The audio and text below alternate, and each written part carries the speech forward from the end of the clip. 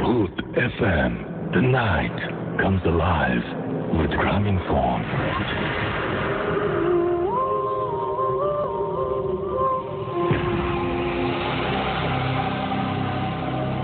শুনছেন সবসময় রেডিও ফুর্তি 88.0 FM। আমি রাসেল আছির সাথে and the night comes alive with Grameenphone. আপনারা সবাই সেটা জানেন, আর আপনাদের সবাইকে আরও একবার স্বাগত জানাচ্ছি ভূত এফএমে। শুরুতে জানিয়ে দিই যে আপনারা সবাই জানেন যে চলছে ভাষার মাস ফেব্রুয়ারি, এবং আমরা আরও একবার ভূত এফএমের পক্ষ থেকে, রেডিও ফুর্তির পক্ষ থেকে সমস্ত ভাষা শহীদদের, প্রত্যেক ভাষার সৈনিককে আমরা জানাই বিনম্র শ্রদ্ধা। তাদের জন্যই, তাদের আত্মত্যাগের বিনিময়ে আমরা পেয়েছি মায়ের ভাষায় কথা বলার অধিকার। 21শে ফেব্রুয়ারি আজ আন্তর্জাতিক মাতৃভাষা দিবস হিসেবে স্বীকৃত, এক বিরাট গর্বের ব্যাপার। তো আমরা চেয়েছিলাম যে এইরকম একটা সময় আমরাও চেয়েছিলাম যে স্পেশাল কোনো একটা কিছু করতে, আর সেই কারণে আমরা বলেছিলাম যে ভূত এফএমে আপনারা আপনাদের ঘটনা লিখে পাঠান। তো যারা লিখে পাঠিয়েছেন তাদের মধ্যে অনেক ঘটনা, ভালো কিছু ঘটনা আমাদের বাদও দিতে হয়েছে। তারপরে আমি চিন্তা করছিলাম পুরো সপ্তাহ জুড়ে যে স্পেশাল কি করা যায়। তো স্পেশাল কি করা যায় এটা চিন্তা করতে করতেই একটা দারুণ প্ল্যান আসলো মাথায়। সেই প্ল্যানের কথাটা বলবো, তবে তার আগে জানিয়ে দিই কিভাবে আমাদের সাথে কমিউনিকেট করবেন আপনারা, বা কিভাবে আমাদের সাথে নিয়ম কানুনগুলো আগে একটু বলে দিই। আমাদেরকে SMS করতে হলে মোবাইলের মেসেজ অপশনে গিয়ে টাইপ করতে হবে ফুর্তি, FORT, ফুর্তি স্পেস আপনার নাম স্পেস আপনার মেসেজ পাঠিয়ে দিতে হবে 9840 নাম্বারে। আমাদের ইমেল করতে হলে আমাদের ইমেল অ্যাড্রেস হচ্ছে bhutfm@radiofurti.fm, which is BHWTFM@radiofort.fm। তো আমরা চিন্তা করলাম যে আচ্ছা, আমাদের ফেসবুকে কিন্তু আপনারা কানেক্টেড থাকতে পারেন। আমাদের ফেসবুকে www.facebook.com/radio.furti and www.facebook.com/bhutfm.russell এই দুটো অ্যাড্রেসে গিয়ে কিন্তু আপনি আমাদের লাইক দিতে পারেন, পোস্টে কমেন্ট করতে পারেন, এনিথিং ইউ ওয়ান্ট। তো আমি যেটা বলছিলাম আর কি, তো আমি ভাবছিলাম যে আজকে SMS না, আজকে শুধুমাত্র আপনাদের ইমেইল পড়ব, এবং আপনারা যারা আমাকে আজকে ঘটনা পাঠাতে চাচ্ছেন তারা তো তাদের ঘটনা পাঠিয়েছেন, তাদের ঘটনা তো পড়বই। সে সাথে যে প্ল্যানটা করছিলাম সেই প্ল্যানটা হচ্ছে অদ্ভুত প্ল্যান। আমার মনে হচ্ছিল হঠাৎ করেই যে আচ্ছা, আমরা কোনো একটা বছরকে ধরে নিয়ে সেই বছরের কিছু ইমেইলও আমরা পড়ি না কেন, সেই ইমেইল তো পড়াই আছে, সো সেইগুলো আমরা একটু শোনানোর চেষ্টা করেছি আর কি। তো আমরা পুরনো নতুন মিলিয়ে এবং কিছু অডিও ক্লিপ দিয়ে আজকের এই এপিসোডটি সাজিয়েছি। আশা করছি আপনাদের সবার ভালো লাগবে। দোয়া করবেন আমার জন্য যেন আপনাদের এভাবে বহুদিন এইভাবে ভয়ের জগতে নিয়ে এসে অদ্ভুত এক আনন্দ দিতে পারি। তো আমি শুরু করছি 7 জানুয়ারি 2012 একটি ঘটনা দিয়ে। ঘটনাটির আগে ছোট্ট করে বলে রাখি, আপনাদের কারো যারা এখন শুনছেন, এমন কি কেউ আছেন যার টয়লেটে একা একা রাতের বেলা যেতে ভয় লাগে? আমি কেন জিজ্ঞেস করলাম সেটাও বলে দিচ্ছি। এখন যে ঘটনাটা আমরা শুনবো, সেই ঘটনাটি যিনি বলেছেন তার পুরো 1 বছর কোনো একটা কারণে টয়লেটে যেতে ভয় লেগেছে।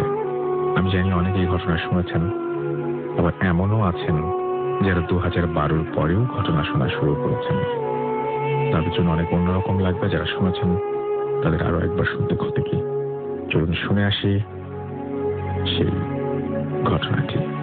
এনিওয়েজ, আমাকে একজন ঘটনাটা পাঠিয়েছেন তিনি লিখছেন যে আজ আপনাদের আমার জীবনে ঘটে যাওয়া একটা ভয়ঙ্কর ঘটনা বলবো, যে ঘটনার ফলে আমি মানসিকভাবে এতটাই বিপর্যস্ত হয়েছিলাম যে টানা 1 বছর আমি সারাক্ষণ আতঙ্কের মাঝে থাকতাম, আর সারাক্ষণ এমনকি টয়লেটে যাবার সময়ও আমার পাশে কাউকে থাকতে হতো। ভূত এফএমে অনেক মানুষকে দেখেছি যে অলিক কিছু না দেখতে পারার জন্য অনেক হাহুতাশ করেন, কিন্তু আমার পরিবার আর আমার যে অবস্থার মধ্য দিয়ে আমি গিয়েছি তা থেকে উপলব্ধি করতে পারি যে ব্যাপারগুলো আসলে যেমন মজার মনে হয় আসলে সেরকম নয়। যাই হোক, আমি মূল ঘটনায় চলে আসি। এই ঘটনাটা আমার ছোটবেলার, যখন আমি স্কুলে পড়ি। আমার বাবার ছিল বদলির চাকরি, উনি ছিলেন সরকারি ডাক্তার। সেবার বাবার বদলি হলো ঠাকুরগাঁতে। আমি যে সময়ের কথা বলছি তা 1987-88 দিকে। ঠাকুরগাঁতে যে সদর হাসপাতাল তা তখন কেবল নতুন ভবনে শিফট হয়েছে, যা কিনা ঠাকুরগাঁ বাসস্ট্যান্ডের কাছে এখনো আছে। নতুন হাসপাতালের ডাক্তারদের কোয়ার্টারগুলো তখনও বানানো শেষ হয়নি। বাইরে বাসা ভাড়া বেশি হবে বলে অনেক ডাক্তার তখন পুরনো হাসপাতালের ভবনগুলোতে থাকতেন। পুরনো হাসপাতালটি ছিল ঠাকুরগাঁর কোর্টের পাশে। সেটি ছিল ব্রিটিশ আমলে করা অনেক বড় ক্যাম্পাসের মাঝে। অনেকগুলো শত বছরের পুরনো কাঁঠাল গাছ ছাড়াও সেই ক্যাম্পাসে ছিল পরিত্যক্ত দুটো অ্যাম্বুলেন্স, যেটায় চড়ে আমরা তখন খেলা করতাম। আর ছিল একটা লাশ কাটা ঘর। আমরা সবাই মহা আনন্দে পুরনো হাসপাতালের সেই ভবনটায় উঠলাম। তা নাকি আগে ওয়ার্ড ছিল। আমাদের ওই বাসায় ওঠার পরে আশেপাশের অনেকেই আমার মাকে বলছিলেন যে আপনাদের ছোট বাচ্চা আছে, এই পুরনো হাসপাতালের বিল্ডিং এ না উঠলেই ভালো করতেন। তবে পরিষ্কার করে কিছু বলেননি। আমার ছোটবেলাটা অনেক দস্যিপনায় কাটতো। স্কুলের বাইরে দুপুরে একটু সময় ছাড়া সারাটা সময় আমরা বাইরে খেলাধুলা করে বেড়াতাম। পুরনো হাসপাতালের বিরাট ক্যাম্পাস আমাদের কাছে এক মজার খেলার মাঠ হয়ে গেল। হাসপাতালের পরিত্যক্ত ভবনগুলো যেন আমাদের লুকোচুরি খেলার জন্যই তৈরি করা হয়েছিল।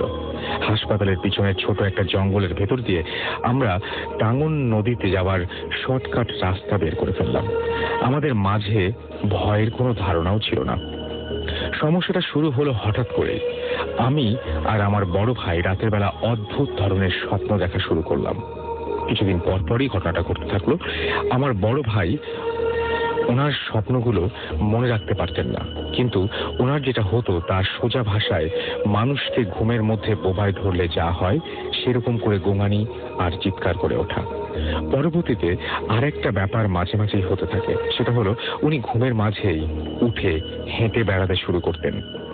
সবচাইতে অবাক করা ব্যাপার হলো উনি ঘুমের মাঝে 2 বার বাসার দরজা খুলে বাইরে চলে যান এবং ফজরের নামাজের যাবার সময় বাবা ওনাকে বাসার কিছু দূরের একটা কাঁঠাল গাছের নিচে ঘুমন্ত অবস্থায় খুঁজে পান। এরপর থেকে রাতে ঘুমাবার আগে আমার মা বাসার মূল দরজা ভেতর দিক থেকে তালা মেরে দিতেন। আমার স্বপ্নের ধরনটা ছিল আরো অদ্ভুত। আমি আমার স্বপ্নগুলো স্পষ্ট মনে রাখতে পারতাম। স্বপ্নগুলো এক কথায় জীবন্ত। আমার স্বপ্নে দেখতাম আমার ঘরের চারিদিকে কেমন জানি বদলে গেছে, সবকিছু যেন 50-60 বছর পিছিয়ে গেছে।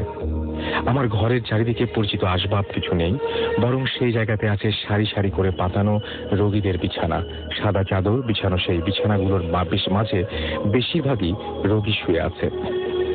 তাদের কেউ কেউ কষ্টে কোঁকাচ্ছে, কেউ বা ঘুমে বিভোর। একবার স্বপ্নে আমি কাহিনী কি ভালো মতো দেখার জন্য উঠে বসি। এমন সময় দেখি কেউ একজন বলল যে বাবু উঠে গেছে, ওষুধের ডোজটা দিয়ে দেই। পিছনে তাকিয়ে দেখি একজন সিস্টার, পরিষ্কার সাদা পোশাক পরা, মায়াবী মুখ, আমার সামনে একটা ট্রলিতে কিছু একটা আনে। আমি বেকুবের মতো দেখতে থাকি।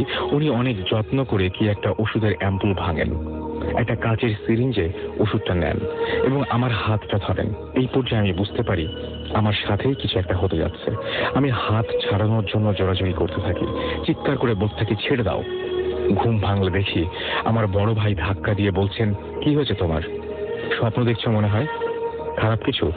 হাত মুখে পানি দিয়ে আসো, ভালো লাগবে। এরপর আমি বাথরুমে যাই। হাত ভরে পানি নিয়ে মুখ ধোবার সময় হাতের দিকে চোখ আটকে যায়। হাতের এক জায়গায় খুব জোরে ধরায় 5 আঙ্গুলের দাগ হয়ে রক্ত জমাট হয়ে আছে। পরদিন সকালে আমার মা বাবাকে স্বপ্নের ব্যাপারটা খুলে বলি আর হাতের দাগটা দেখাই। আব্বা আম্মা ব্যাপারটা অবাক হন এবং ভয় পেলেও আমাদের সাহস দেবার জন্য বুঝে দেন যে ঘুমের ভেতর হয়তো আমি নিজেই নিজের অন্য হাত দিয়ে এমন করেছি। তবে আমার মা আর নানাকে বলে আমাদের 2 ভাইয়ের জন্য 2টো তাবিজ আনিয়ে দেন। আম্মা ওটা আমাদের হাতে বেঁধে দেন। মূল ঘটনা ঘটে এর কিছুদিন পরে। আমাদের বাসায় তখন রেফ্রিজারেটর ছিল না। পুরনো হাসপাতালের প্রায় সবকিছুই নতুন শিফট করে গেলেও ইপিআই এর অফিসটা আগের ভবনেই ছিল। ইপিআই এর স্টোর রুমের জন্য সেবার ইউনিসেফ থেকে 5-6টা ডিপ ফ্রিজ দান করে। প্রয়োজন না থাকায় সেগুলো ইনস্টল না করে ফেলে রাখা হয়েছিল। ইলেকট্রিকের জিনিস পড়ে থাকলে নষ্ট হতে পারে ভেবে আমাদের পুরনো হাসপাতালে অবস্থানরত ডাক্তারদের একটা বড় ডিপ ফ্রিজ ইনস্টল করে নিজেদের প্রয়োজনে ব্যবহার করার জন্য অনুমতি দেন। বাবা সহ অন্যান্য ডাক্তাররা, আঙ্কেলরা কোরবানির ঈদের আগে ঠিক করেন যে ঈদ উপলক্ষে এবার একটা ডিপ ফ্রিজ ইনস্টল করবেন। সেই সময় ফ্রিজ মানে আমাদের কাছে অনেক মজার ব্যাপার ছিল। আইসক্রিম বানানো যাবে, বরফ বানিয়ে সেই বরফ খাওয়া বিশাল আনন্দের ব্যাপার ছিল আমাদের মাঝে। তো সেই ফ্রিজ ইনস্টল করতে করতে মেকানিক রাত 11টা বাজিয়ে দিল। সেটা ছিল ঈদের আগের রাত। আমরা রাত 11টায় বাসায় এলাম আইসক্রিম করতে দেবার জন্য জিনিস নিয়ে। আমার বাটিতে করে মার বানায় দেওয়া দুধ চিনির মিশ্রণ নিয়ে যাচ্ছিলাম বাসা থেকে ইপিআই অফিসে, যা কিনা বেশ খানিকটা দূরে ছিল। আর পথের মাঝে 2টা বড় কাঁঠাল গাছ আর লাশ কাটা ঘরটা পড়তো। আমার বড় ভাই আমার আগের বাটি নিয়ে চট করে চলে গেল। আর একলা আস্তে আস্তে যেতে লাগলাম যেন বাটির মিশ্রণটা পড়ে না যায়। বাসার কিছুটা দূরে আসার পর আমার চোখ আটকে গেল সেই বড় কাঁঠাল গাছের দিকে। আমি যা দেখলাম তাতে আমার সমস্ত শরীর যেন মূর্তির মতো আটকে গেল। আতঙ্ক কি জিনিস এই সময় আমি বুঝতে পারলাম।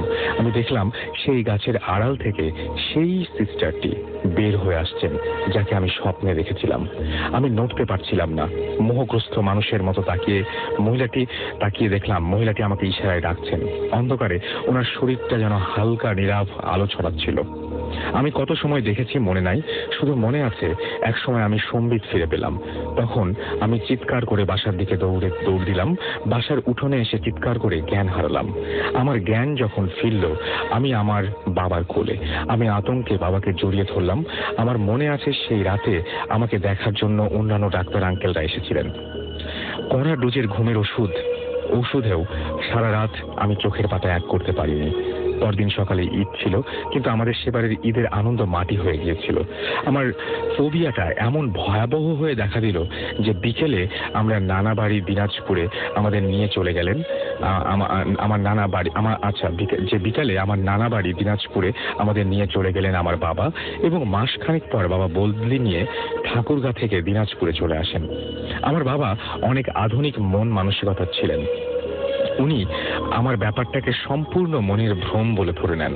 আমি 1 বছর স্কুল ড্রপ দিই। পরবর্তীতে আমার বাবা ঢাকা পিজি হাসপাতালে একজন মানসিক বিশেষজ্ঞ ডাক্তারের কাছে আমাকে দেখান। ওনার চিকিৎসা আর ঘন্টার পর ঘন্টা কাউন্সিলিং এর পর আমি স্বাভাবিক হই। এরপর আমি ওই মহিলাকে আর কখনো দেখিনি। ব্যাপারটা এখানেই শেষ হয়ে গেলে ভালো হতো, কিন্তু কিছুদিন আগে একবার ঠাকুরগাঁ যাবার দরকার পড়ল। সেই সময় ভাবলাম একবার দেখে আসি ছোটবেলার জায়গাগুলো। হাসপাতালের ক্যাম্পাস ঘেঁষা একটা বাসা ছিল আমাদের ওই সময়ের বন্ধু মহিদুলের। ভাবলাম আসছি যখন দেখে যাই, যদি বাসায় থাকে। ভাগ্য ভালো বলতে হবে, ছুটি থাকায় সে বাসাতেই ছিল। আমাকে দেখে অনেক খুশি আর অবাক হলো। ওর সাথে পুরনো জায়গাগুলো দেখতে বের হলাম। নস্টালজিয়া পেয়ে বসলো 20-22 বছর পর সেই পুরনো হাসপাতালের ক্যাম্পাসে গিয়ে। অনেক পরিবর্তন দেখলাম। বড় কাঁঠাল গাছগুলো কেটে সাফ করে নতুন কিছু বিল্ডিং বানিয়ে ডাক্তারদের কোয়ার্টার বানিয়েছে দেখলাম। কিছুটা ঠাট্টা করেই ওকে সেই কাঁঠাল গাছের জায়গাটা দেখিয়ে বললাম, এই গাছটা কেটে ফেললো, মনে আছে এখানে কি হয়েছিল? ও আমাকে অবাক করে বলল যে 1 বছর আগে ওই গাছটা কাটার সময় নাকি গাছের পাশের মাটির নিচে একটা পুরনো কঙ্কাল পাওয়া যায়। ওই কঙ্কাল কার, ওখানে কিভাবে আসলো কিছুই বের করা যায়নি, কিন্তু ডাক্তার আঙ্কেলরা কঙ্কালটা দেখে বুঝতে পেরেছিলেন সেটা একটি মহিলার কঙ্কাল। পরে এলাকার সবাই মিলে কঙ্কালটা গোরস্থানে দাফন করে দেন। আমার ব্যাপারটা বিশ্বাস করতে চাইনি। পরে দেখলাম কথা সত্য। ফেরার সময় অনেক বিষণ্ণ ছিলাম। মনে হয়েছিল হয়তো ওই মহিলা আমাকে বলতে চেয়েছিলেন ওনার সাথে কি হয়েছে, কেউ খুন করেছে কিনা, এই সমস্ত ব্যাপার। হয়তো ওনার দাফন কাফন ছাড়া পুঁতে রাখা অতৃপ্ত আত্মা মুক্তির আশায় আমার সাহায্য কামনা করেছিল। কিন্তু আমি সেই সময় তা বুঝিনি বলে ওনার আরো 20-22 বছর কষ্ট করতে হয়েছে। এইটাই লিখেছেন আমাকে মোহাম্মদ আরিফুর রহমান, সিলেট থেকে। তিনি পেশায় একজন ডেন্টিস্ট। তিনি আমাকে এই ঘটনাটি পাঠিয়েছেন। অসাধারণ একটি ঘটনা, আমার খুবই ভালো লেগেছে। এবং আপনারাও যারা এই ধরনের ঘটনা আমাদের পাঠাতে চান তাদেরকে ইমেল অ্যাড্রেসটি জানিয়ে দিই, bhootfm@radiofurti.fm, which is BHOOTFM@radioforti.fm, radiofurti.fm. Bhoot FM. The night comes alive with gramophone.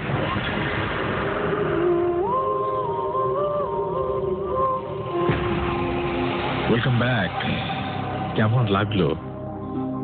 যাই হোক, যেমনই লাগুক না কেন, এখন যেটা করব সেটা হচ্ছে এখন নতুন একটা ঘটনায় যাব আমরা। যিনি ঘটনা লিখছেন তিনি যেভাবে লিখেছেন সেভাবেই পড়ছি। হ্যালো রাসেল ভাই, আমি ফার্স্টেই সরি বলতে চাই। আমাকে বাংলিশে টাইপ করতে হচ্ছে এই জন্য। আমি সজল, থাকি অস্ট্রেলিয়ার মেলবোর্নে। আজকে আমি আমার লাইফের একটা এক্সপেরিয়েন্স শেয়ার করতে চাই, ভালো লাগলে পড়ে শোনাবেন। আমার এখানে আসা হয় 2016 মার্চে। আসার পর হঠাৎ রুম খুঁজে না পাওয়াতে একটা হোস্টেলে উঠি।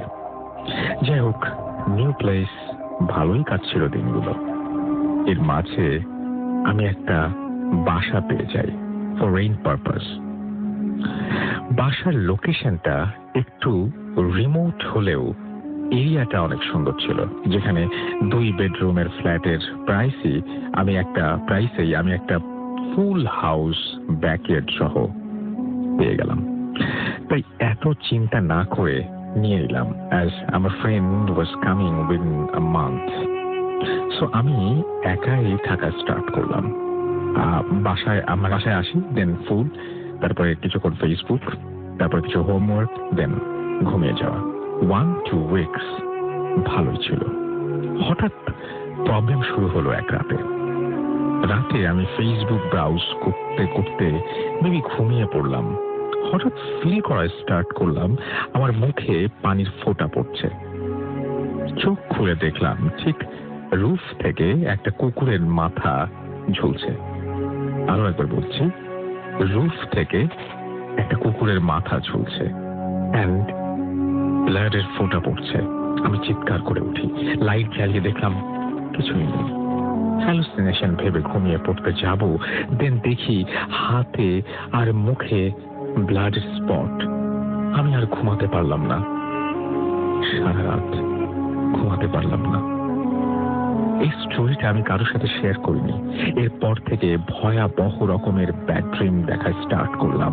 ড্রিমটা অলমোস্ট সেম এভরিডে, অনেকটা এরকম যে আমি অনেক ডার্ক একটা লেনে দাঁড়িয়ে আছি এবং I was following a little girl, যার কিনা হাতে লাইটেড টেডি বিয়ার ছিল, লাইটেড টেডি বিয়ার। ও মাই গড। দেন একটা বাসার সামনে আমি আসি, যেটা কিনা একটা অ্যাবান্ডন। দেন ড্রিমটা ভেঙে যায়। I was getting scared and scared.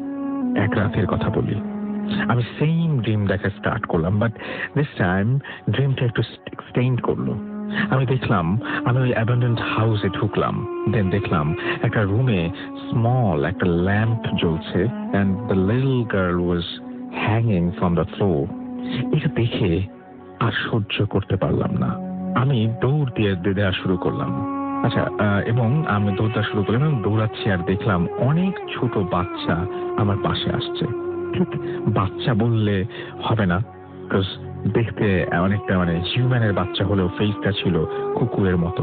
আমি হঠাৎ একটা গ্রেভইয়ার্ডের সামনে এসে থামলাম।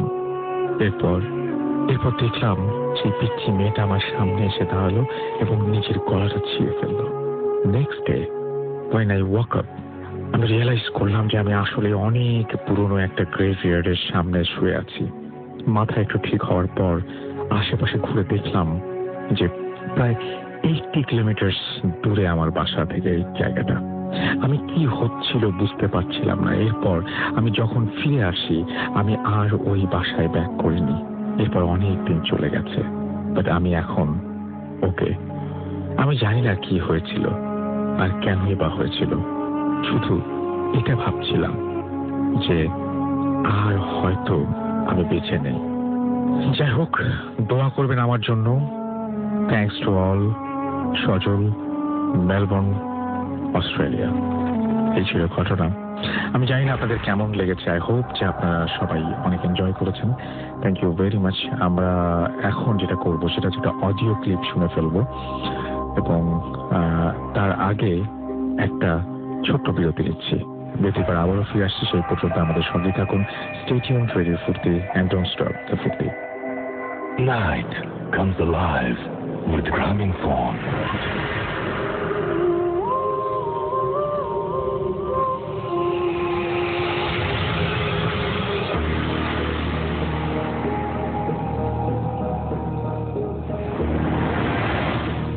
হাই, হ্যালো, আমার নাম আয়াত। আমি নিউ ইয়র্ক থেকে, নিউ ইয়র্কের ব্রুকলিনে থাকি। হ্যালো রাসেল ভাইয়া এবং বাংলাদেশের সবাই যেখানে যেখানে আছো। I think everybody is feeling so good, এটাই আশা করব। আমি আজকে যা শেয়ার করব এটা হচ্ছে আমার সাথে হয়েছে একটা খুবই ভয়ঙ্কর একটা ঘটনা। আমি জানি না এটা কতটুকু মানুষ ভয় পাবে, কিন্তু আমি অনেক ভয় পেয়েছি এবং এখনো পাই, কারণ এটা আমার সাথে এখনো হয় মাঝে মধ্যে। বাট আমি চাইবো এমন কারোর সাথে যেন না হয়। ওকে, বেশি কথা না বলে আমার ঘটনাটা বলে ফেলি। আমরা তখন বাংলাদেশে থাকি, আমার ফ্যামিলি এবং আমার সবাই। আমরা বাংলাদেশের মিরপুরে থাকতাম। আমাদের ছোট্ট একটা ফ্যামিলি এবং চাইতাম যে সবাই মিলে একসাথে থাকতে। যৌথ ফ্যামিলি। আমার দাদু, আমার চাচু, আমার আম্মু আব্বু এবং আমি আমার আম্মু আব্বুর একটাই মেয়ে। আমার দাদু আমাকে অনেক বেশি ভালোবাসতো, তো সবসময় আমি ওনার সাথে সাথেই থাকতাম। অনেক ছোট ছিলাম আর ফ্যামিলিতে একটাই মেয়ে ছিলাম, তো আদরটাও একটু বেশি ছিল।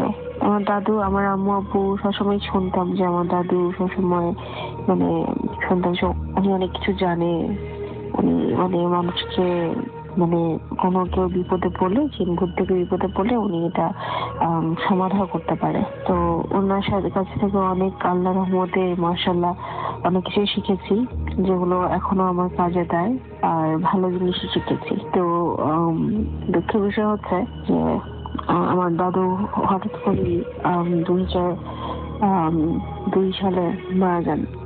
তখন আমরা সবাই ভেঙে পড়ি।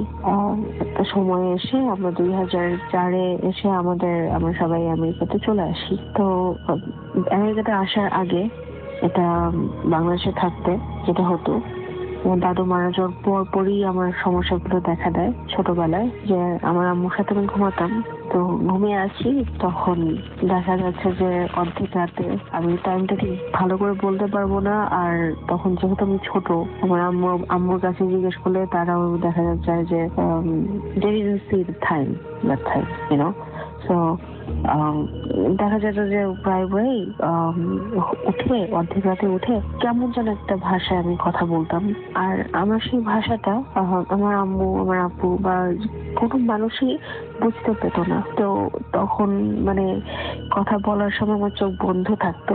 আর হচ্ছে যেটা আমি শুনেছি ওদের থেকে, কেউ আমাকে মানে অনেক চেষ্টা করেও আমাকে মানে উঠাতে পারতো না। মানে আমি যে ওই জিনিসটা থেকে মুক্ত হয়ে আমি ওদেরকে অ্যান্সার করবো যে না আমার এটা হয়েছে বা ওটা হয়েছে, এরকম হতো না। তো ওভাবেই আমি কতক্ষণ কথা বলে আমি শুয়ে পড়তাম। এরপরে আবার আমাকে ডাকাডাকি করতো। তারপরে একটা সার্টেন টাইমে আমি ঘুম থেকে উঠে মানে সব ভুলে যেতাম যে কি বলছো, তোমরা স্বপ্ন দেখেছো। আমি ওদেরকে হেসে এভাবে বলতাম। তো যাই হোক, এমন করে বেশ কিছুদিন চলতে ছিল। তো আমরা 2004 সালে আমরা আমেরিকাতে চলে আসি। তো আমেরিকাতে চলে আসার পর আমার এই ধরনের সিচুয়েশন, তখন আমাকে একা আমার একটা নিজের রুম হলো। আমি বড় হচ্ছিলাম তখন। তো তখন আমি এরকম কোনো কিছু, আমি কখনো নিজের সাথে এমন কোনো কিছু ফিল করিনি। তো এভাবে সময় যাচ্ছিল। তো আমি গ্রাজুয়েশন করেছি 2008-এ। গ্রাজুয়েশনটাই বলবো না, আমি হাই স্কুল ফিনিশ করেছি 2008-এ।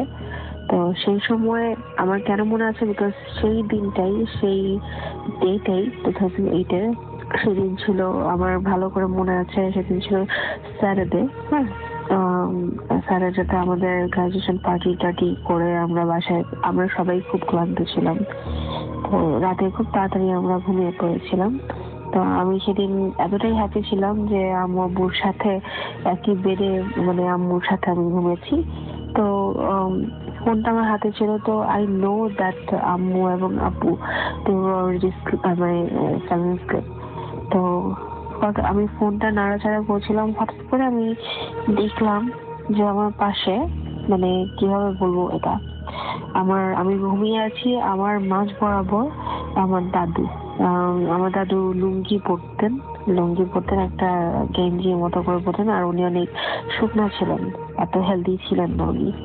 তো ঠিক আমি আমি আমি আই নো আই স হিম। তো আমি দেখছি যে আমার পাশে এসে দাঁড়িয়ে আছে, এবং আমাকে উপর থেকে খুব, মানে শক্ত করে সে দেখছে আমার, এবং কিছু একটা বলার সে আমাকে ট্রাই করছিল।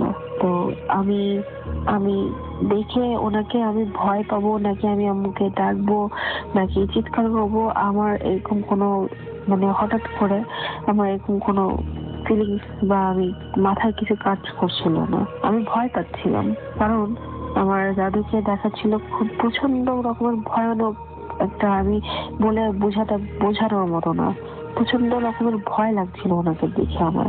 যে আছে না, সাধারণত মানুষকে দেখলে আমরা দেখি রক্ত মানুষের, মানে আই নো এটা আমার দাদু, উনি মারা গেছেন।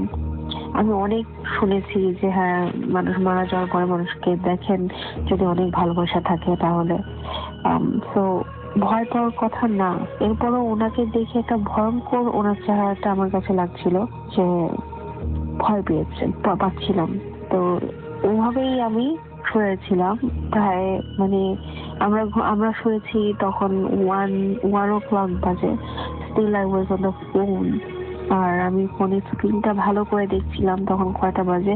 আমি ফোনটা নাড়াচাড়া করছি, স্টিল তখনও আমি লাইটটা নাড়াচাড়া করছি, এবং আমি জানি যে আমার পাশে আমার দাদু দাঁড়িয়ে আছে, which is he is no more, and I was scary. যাই হোক, তো কিছুক্ষণ যাওয়ার পর আমি যখন ফোনটা আবার আমার হাতে নিলাম, তখন আমি দেখলাম যে 1:30 বাজে। তো half an hour already gone, চলে গেছে। তো আমি আমার আম্মুকে মানে চিৎকার করলাম, করে আম্মু তাড়াতাড়ি করে উঠলো, বললো যে কি হয়েছে, কোথায় আপনি থেকে। আমি বললাম যে আমি দাদুকে এক্ষুনি দেখেছি। আম্মু বললো যে এটা তুমি ঘুমের মধ্যে থেকে তুমি ভুল দেখেছো, ইটস ওকে, ঘুমিয়ে পড়ো, ডোন্ট ওয়ারি। তো আমার আম্মু কথা কাটিয়ে আমাকে বললো ঘুমিয়ে পড়তে। তো আমরা সেদিনের মতো ওখানেই শেষ। এরপর থেকে আরো কিছু ভয়ানক ঘটনা ঘটেছে আমার সাথে। সেটা হলো যে হঠাৎ করেই আমি দেখতাম যে আমার পাশ দিয়ে কেউ হেঁটে যাচ্ছে, হাঁটার শব্দ পেতাম, বাট কেউ, মানে ইনভিজিবল পিপল। আমি এমন না যে কোনো শ্যাডো বা এমন কিছু দেখেছি, কখনোই দেখিনি শ্যাডো বা এমন কিছু, বাট আমি পায়ের শব্দ পেতাম। এরপরে আমি বসে আছি, আমার পাশে, আমার ঠিক কানের পাশে কেউ, মানে নিঃশ্বাস ছাড়লে যেরকম, মানে একটা কথা বললে আস্তে করে যেই শব্দগুলো হয়, সেই রকম শব্দ পেতাম। তো এমন ভাবে আমি কখনো পাত্তা দিতাম না, বিকজ আমি আসলে সাহসী বলবো না, বাট নিজেকে যতটা ইগনোর করা যায় এই সমস্ত ব্যাপার থেকে ভয় পেতাম অনেক বেশি। তো সাডেনলি আমার সাথে একটা ঘটনা ঘটলো তখন। তো 2008-এর পরে আমার বিয়ে হয়েছে 2013-এ। তো আমার বিয়ের পর আমি আর আমার হাজবেন্ড আমরা ঘুরতে গেলাম। তো আমি কখনো আমার হাজবেন্ডকে বলিনি যে আমার সাথে কি হয় বা কি আমি সবসময় যেটা আমি ফিল করি আমি কখনোই বলিনি, বিকজ আমি ভয় পাই দেখা যাবে যে আমার সাথে সাথে ও ভয় পেয়েছে। তো এর জন্য আমি কখনো ওর সাথে এই সমস্ত ব্যাপার, অনেকে আছে বিশ্বাসও করতে চায় না, যে কি বলো তুমি এই সমস্ত কথা। তো এর জন্য আমি চাইছি যে যতটা ইগনোর করা যায়। তো সাডেনলি আমার সাথে যেটা হয়েছিল তখন, সেটা হলো আমরা মানে ভার্জিনিয়াতে ঘুরতে গেছিলাম। এটা হচ্ছে ওয়াশিংটন, ভার্জিনিয়া। তো ওখানে ঘুরতে যেয়ে আমরা একটা হোটেল নিলাম, হোটেলে উঠলাম। তো রাতে 3টার সময় আমার খুব মানে ভালো লাগতো যে দিনের বেলা ঘুমাতাম, মানে এখনো আমার যে অভ্যাসটা আছে যে আমি সবসময় দিনের বেলা ঘুমাতে পছন্দ করি। যখনই মানে মানে 6 o'clock হবে, 6 o'clock থেকে দুপুর 2টা পর্যন্ত আমার জব, আমার school, everything have to be after 3 o'clock in the afternoon. আমি কখনো মানে সকালবেলা ঘুম থেকে উঠে একটা কাজ, job, school, I don't like this. তো আমার দেখা যায় যে আমি অনেক রাত পর্যন্ত জেগে থাকি, রাত 3টা 4টা 5টা হয়ে যায় আমি জেগে থাকি। তো আমার হাজবেন্ডের সাথে আমি এরকম বাইরে বের হয়েছি ঘুরবো, ওই জন্য বের হলাম রাত 3 o'clock তখন বাজে। 3 o'clock আর আমার ঠিক টাইমটা মনে নেই, 2 থেকে 3 o'clock এর ভিতরে হবে। তো ঘুরতে গেলাম, বের হলাম। বের হওয়ার পর সেদিন আমরা অনেক বেশি টায়ার্ড ছিলাম। তো বের হওয়ার পর আমরা বের হয়েছি, ঘুরেছি। তো তখন বাসায় এসে আমি শুয়েছি। আমি শোয়ার সাথে সাথে আমার শরীরে অনেকগুলো খামচির দাগ। তো আমার হাজবেন্ড দেখে আমাকে বললো যে কি ব্যাপার, তুমি কি পড়ে গেছো বা কোনো ব্যথা পেয়েছো? আমি বললাম যে না। তা ও বললো যে তোমার পুরা মুখে খামচির দাগ, মনে হয়েছে যে কারোর সাথে তুমি যুদ্ধ করছো। এরকম ভাবে আমার মানে প্রতিনিয়ত এভরি সিঙ্গেল ডে আমার সাথে এমন হতে থাকলো। তো আল্লাহর রহমত আমরা বাংলাদেশে আসলাম। বাংলাদেশে এসে কিছুদিন আগে আমি একজন হুজুর বলবো না ঠিক, উনি মানে মসজিদে উনি নামাজ পড়ান। তো উনি আমাকে তাবিজও না, আমাকে কিছু দোয়া দুরুদ আমাকে দিয়েছে। আল্লাহর রহমতে এখন আমার কোনো সমস্যা এখন পর্যন্ত হচ্ছে না। তো আপনারা প্লিজ আমার জন্য দোয়া করবেন যেন আমি এই সমস্ত সমস্যা আমার যেন ফেস না করতে হয়। কারণ আমি যে ফেস করি আমার থেকে বেশি আমার মানে ফ্যামিলির মানুষগুলো ফেস করে এই জিনিসগুলো। বিকজ ওরা প্রতিনিয়ত ভয়ে থাকে আমাকে নিয়ে, স্কেয়ারি থাকে আমাকে নিয়ে। আর আমি দোয়া করবো যে এই ধরনের জিনিস যেন কেউ কোনোদিনও কাউকে ফেস না করতে হয়। রাসেল ভাই, আপনাকে অসংখ্য ধন্যবাদ। আর বাংলাদেশের সবাইকে আই মিস ইউ গাইস। বাংলাদেশের থ্যাংক ইউ সো মাচ। সবাই ভালো থাকবেন। Bhoot FM. The night comes alive with Gramophone.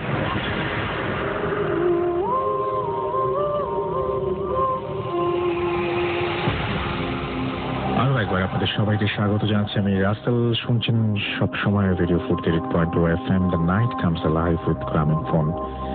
আমি রাসেল আছি, সাথে চলছে ভূত এফএমের স্পেশাল এপিসোড। আপনাদের ইমেইল করছি আমরা এবং পুরনো ইমেইলও শোনাচ্ছি। তো এখন যেটা করব সেটা হচ্ছে, আপনারা অনেকেই হয়তো লাশের কাপড় খাওয়ার ঘটনা শুনেছেন, আমি শিওর অনেকে শুনেছেন। কিন্তু এর সাথে পার্থিব জগতের কোনো মিল আছে, কোনো কানেকশন আছে যে এই লাশের কাপড় খাওয়ার সাথে সাথে পার্থিব জগতেরও কোনো চেঞ্জ আসতে পারে? ঘটনাটি আমাদের কাছে এসেছিল, আমি পড়েছিলাম 28 জানুয়ারি 2012-তে। শুনে আসি ঘটনাটি।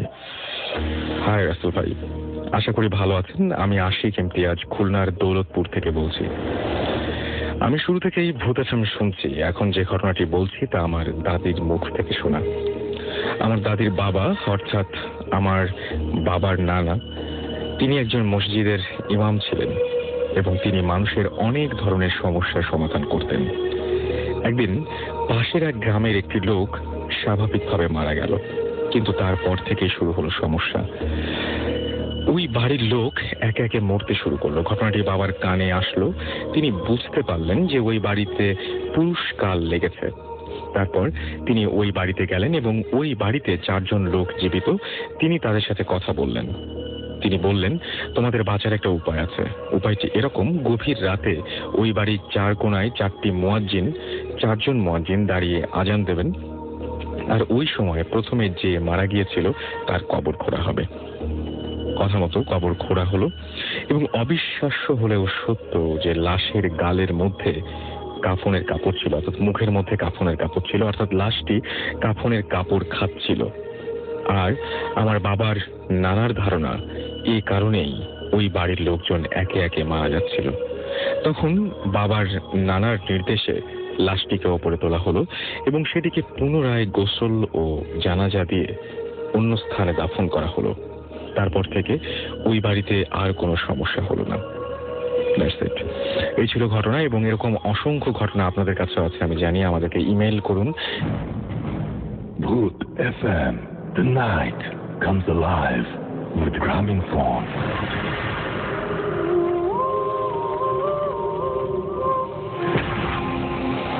আরো একবার আপনাদের সবাইকে স্বাগত জানাচ্ছি। আমি রাসেল, শুনছেন সবসময় রেডিও 48.0 FM, এবং এখন যেটা করব সেটা হচ্ছে আরো একটা ঘটনা শুনবো। এবার চলে যাব ফেব্রুয়ারির 4 তারিখে, সালটা 2012। বাসায় টুকটাক ঝামেলা তো হয়। আপনার ঘরেই হয়তো বাস করে ভয়, মাঝে মাঝে তার সাথে হয়তো আপনার দেখা হয়, কথাও হয় হয়তো কখনো কখনো, হয়তো তাকে নিয়ে কোনো কিছু লেখা হয় না। আমরা 4 ফেব্রুয়ারি 2012-তে একটা লেখা পেয়েছিলাম, খুব অদ্ভুত। সেই লেখাটি এবার শোনাতে চাই আপনাদের। চলুন শুনে আসি ঘটনাটি। আমরা যে বাসায় ভাড়া থাকতাম সে বাসাকে কেন্দ্র করে। বাসাটি মিরপুর বাংলা কলেজের পাশে কোনো এক এলাকায় অবস্থিত। গোপনীয়তা রক্ষার জন্য বাসার নাম উল্লেখ করলাম না। 3 তলা বাসাটির 3য় তলায় বাড়ির কেয়ারটেকার এবং 2য় ও নিচ তলায় ভাড়াটিয়া থাকত। বাসাটির পরিবেশ খুব সুন্দর ছিল এবং বাসাটি অত্যন্ত সুন্দর পরিকল্পনা মাফিক তৈরি করা হয়, কারণ এই বাসাতে বাড়িওয়ালাদের থাকার কথা ছিল, কিন্তু বাড়িওয়ালি মারা যাবার পর তারা সপরিবারে আমেরিকা চলে যায়। 2001 সালে নিচতলা ভাড়া নেই আমরা। প্রথম 2 বছর কোনো সমস্যা হয়নি, কিন্তু 3য় বছর থেকে সমস্যা শুরু হতে থাকে। বাসার পশ্চিম পাশে একটি অগভীর জলাশয় ছিল এবং জায়গাটি ফাঁকা ছিল, কেউ সেখানে যেত না। আমি একদিন গভীর রাতে হঠাৎ ছোট বাচ্চার কান্নার শব্দ শুনতে পাই। শব্দটি সেই জলাশয়ের দিক থেকে আসছিল। প্রথমে আমি এটাকে তেমন আমলে দেই নাই, কিন্তু সেই থেকে প্রতিদিন বিভিন্ন ধরনের শব্দ শুনতে লাগলাম, যেমন কুকুরের কান্নার শব্দ, বিড়ালের কান্নার শব্দ। আমার পরিবারের সবাইও সেই শব্দ শুনতে পেত, কিন্তু শব্দের কোনো উৎস খুঁজে পাওয়া যেত না। আজব ব্যাপার হচ্ছে, শব্দগুলো শুধু আমার পরিবারের সবাই শুনতে পেত, অন্য ওপরতলা বা অন্য বাড়ির কেউ পেত না। বাড়িতে মোট 5টি রুম ছিল, সবগুলো আমরা ব্যবহার করতাম না। একটি রুম খালি ছিল। তো এবার আমি গভীর রাতে একবার সেই রুম থেকে মানুষের কথা বলার ফিস ফিস শব্দ শুনতে পেলাম। আমি হতবাক হয়ে গেলাম, কিন্তু এসবকে তেমন গুরুত্ব দেয়নি। এবার শব্দ আসা শুরু করলো আমাদের লিভিং রুমের সাথে টয়লেট থেকে। সেখানে কান্নার শব্দ, কিন্তু টয়লেট ছিল ফাঁকা। এরপর লাইট কেটে গেল। নতুন লাইট লাগানোর 3 দিনের মাথায় আবার লাইট কেটে যায়। এভাবে 1 মাসে 10টি লাইট পরিবর্তন করা হয়। ইলেকট্রিশিয়ানকে ডেকে আনার পরও সে লাইনে কোনো সমস্যায় খুঁজে পায়নি। তারপর থেকে টয়লেটটিতে আমরা লাইট লাগানো বন্ধ করে দিই। আমার মা বরাবরই অত্যন্ত সাহসী ও পরহেজগার। তিনি প্রচুর আমল ও ইবাদত করতেন। তো এসব ঘটনা প্রত্যক্ষ করার পরও তিনি ভয় পেতেন না। তো আমার মা পাশের বাড়ির এক পুরাতন ভাড়াটিয়ার কাছে জানতে পারেন যে আমাদের বাসার যে টয়লেটটিতে সমস্যা হচ্ছিল, সেই টয়লেটটি বেশ কয়েক বছর আগে একটি কাজের মেয়ে আত্মহত্যা করে, যেটি আমরা আগে জানতাম না। পরে কেয়ারটেকার ক্ষমা প্রার্থনা পূর্বক সে আমাদেরকে কথাটি জানায় এবং সে স্বীকার করে। কিন্তু সমস্যার এখানেই শেষ নয়। এসব জানার পরেও আমাদের বাসাটি ছাড়ার কোনো সিদ্ধান্ত গ্রহণ করা হয়নি, কারণ আমার মা জানতে চেয়েছিলেন বাসাটির আসল সমস্যা কোথায়। এবার সমস্যা হলো আমার মায়ের বেডরুম সংলগ্ন টয়লেটে। সমস্যাটি হলো, টয়লেটে কোনো পানির কল ধরলে ইলেকট্রিক শক খাওয়ার মতো অনুভূতি হতে লাগলো, যার কোনো ব্যাখ্যা আমাদের কাছে ছিল না।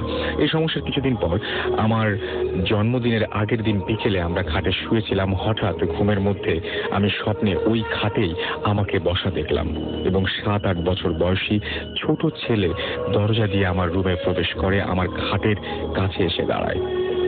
ছেলেটির গায়ের রং ছিল কুচকুচে কালো। আমি ভয় পেয়ে গেলাম তাকে দেখে। সে আমার দিকে চোখ বড় বড় করে তাকিয়ে বলল, তুই, তোর মা এবং পরিবারের সবাই এখান থেকে চলে যায়, না হলে একটা বড় ক্ষতি হয়ে যাবে। কথাটি বলার পরপরই সে অদৃশ্য হয়ে গেল আর আমি বিছানা থেকে লাফ দিয়ে উঠলাম। আমার কাছে ব্যাপারটি স্বপ্ন মনে হলো না, মনে হলো সত্যিই ছেলেটি এখানে এসেছিল। তো আমি মাকে গিয়ে সব বললাম। তিনি আমাকে অভয় দিলেন। ঘটনার পরের দিন আমার জন্মদিন ছিল। তো আগের দিন বিকেলে ঠিক সেই সময়ে আমি যে সময় ছেলেটিকে স্বপ্নে দেখেছি, ঠিক সেই সময় আমার মা ফ্লোরে পা পিছলে পড়ে যায় এবং তার কোমরের হাড়ে ফ্র্যাকচার হয়ে যায়। প্রায় 4 মাস পর্যন্ত তিনি বিছানায় শুয়েছিলেন। এরপর আমি মাকে বাসা পরিবর্তনের কথা বলি, কিন্তু আমার মা তখনও বাসা ছাড়তে চাচ্ছিলেন না। এর কিছুদিন পর আমাদের বাসায় এবং ওপরতলায় এক ভয়াবহ ডাকাতি সংঘটিত হয়। যদিও ডাকাতেরা আমাদের বাসা থেকে তেমন মূল্যবান কিছু পায়নি, কিন্তু আজব ব্যাপার হচ্ছে ডাকাতরা যাবার সময় আমাকে এবং মাকে এই বাসা ছেড়ে যাওয়ার জন্য অনুরোধ করে। তারা বলে যে এখানে আপনারা থাকতে পারবেন না, সবাই শেষ হয়ে যাবেন। কিন্তু কেন শেষ হয়ে যাব তার ব্যাখ্যা তারা দিতে পারেনি। শুধু বলেছে এই বাসায় সমস্যা আছে। আর এই সতর্ক বার্তা শুধু আমাদের জন্যই কেন তা বুঝতে পারলাম না। তো এই ঘটনার পর আমরা বাসা পরিবর্তনের সিদ্ধান্ত গ্রহণ করি। বাসা ছেড়ে যাওয়ার 2 দিন আগে আমার মা মেডিটেশনরত অবস্থায় এক ভয়াবহ দৃশ্য দেখতে পেলেন। তিনি দেখতে পেলেন যে তার বেডরুমের এক পাশে অনেক গভীর গর্ত এবং সেই গর্তের মধ্যে দিয়ে পাশাপাশি শোয়া অবস্থায় 2টি পাথরের কালী মূর্তি শুয়ে আছে। মূর্তিগুলো দেখতে 100 বছরের পুরনো মনে হয়। তারপরও আমরা নতুন বাসায় চলে আসি এবং বাসাতে ছেড়ে দিই। আমার মা আমাকে তিনি যা দেখেছেন বললেন। এই বিষয় নিয়ে আমি অথবা আমার মা আর কেউ কারোর সাথে কোনো এই ব্যাপারগুলোতে নিয়ে শেয়ার করিনি। এই ছিল ঘটনাটি সম্পূর্ণ সত্যি এবং আমার ও আমার পরিবারের জীবনের সাথে ঘটে যাওয়া এখানে বিশ্বাস অবিশ্বাস সম্পূর্ণ শ্রোতার উপর নির্ভর করে। এই ছিল ঘটনা এবং এই ঘটনাটি আরো একবার বলি, পাঠিয়েছেন আমাদেরকে আবু তোহা মোহাম্মদ তামাম, ছাত্র তিনি, এবং মিরপুর 1-এ তার বাসা, ঢাকায় তিনি বাস করছেন। Bhoot FM, the night comes alive with Gramophone.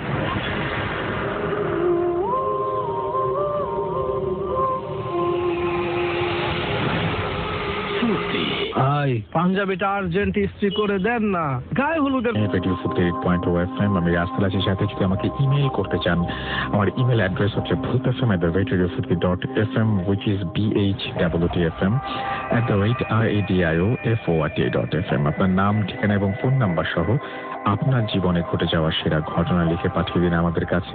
ঘটনার শুরুতে অবশ্যই উল্লেখ করুন যে এই ঘটনাটি আপনি স্টুডিওতে এসে শেয়ার করতে চান, নাকি আপনি চান আপনার ঘটনা আমরা পড়ে শোনাই। যারা দেশের বাইরে রয়েছেন তারা সরাসরি অডিও ক্লিপ পাঠিয়ে দিতে পারেন আমাদের কাছে।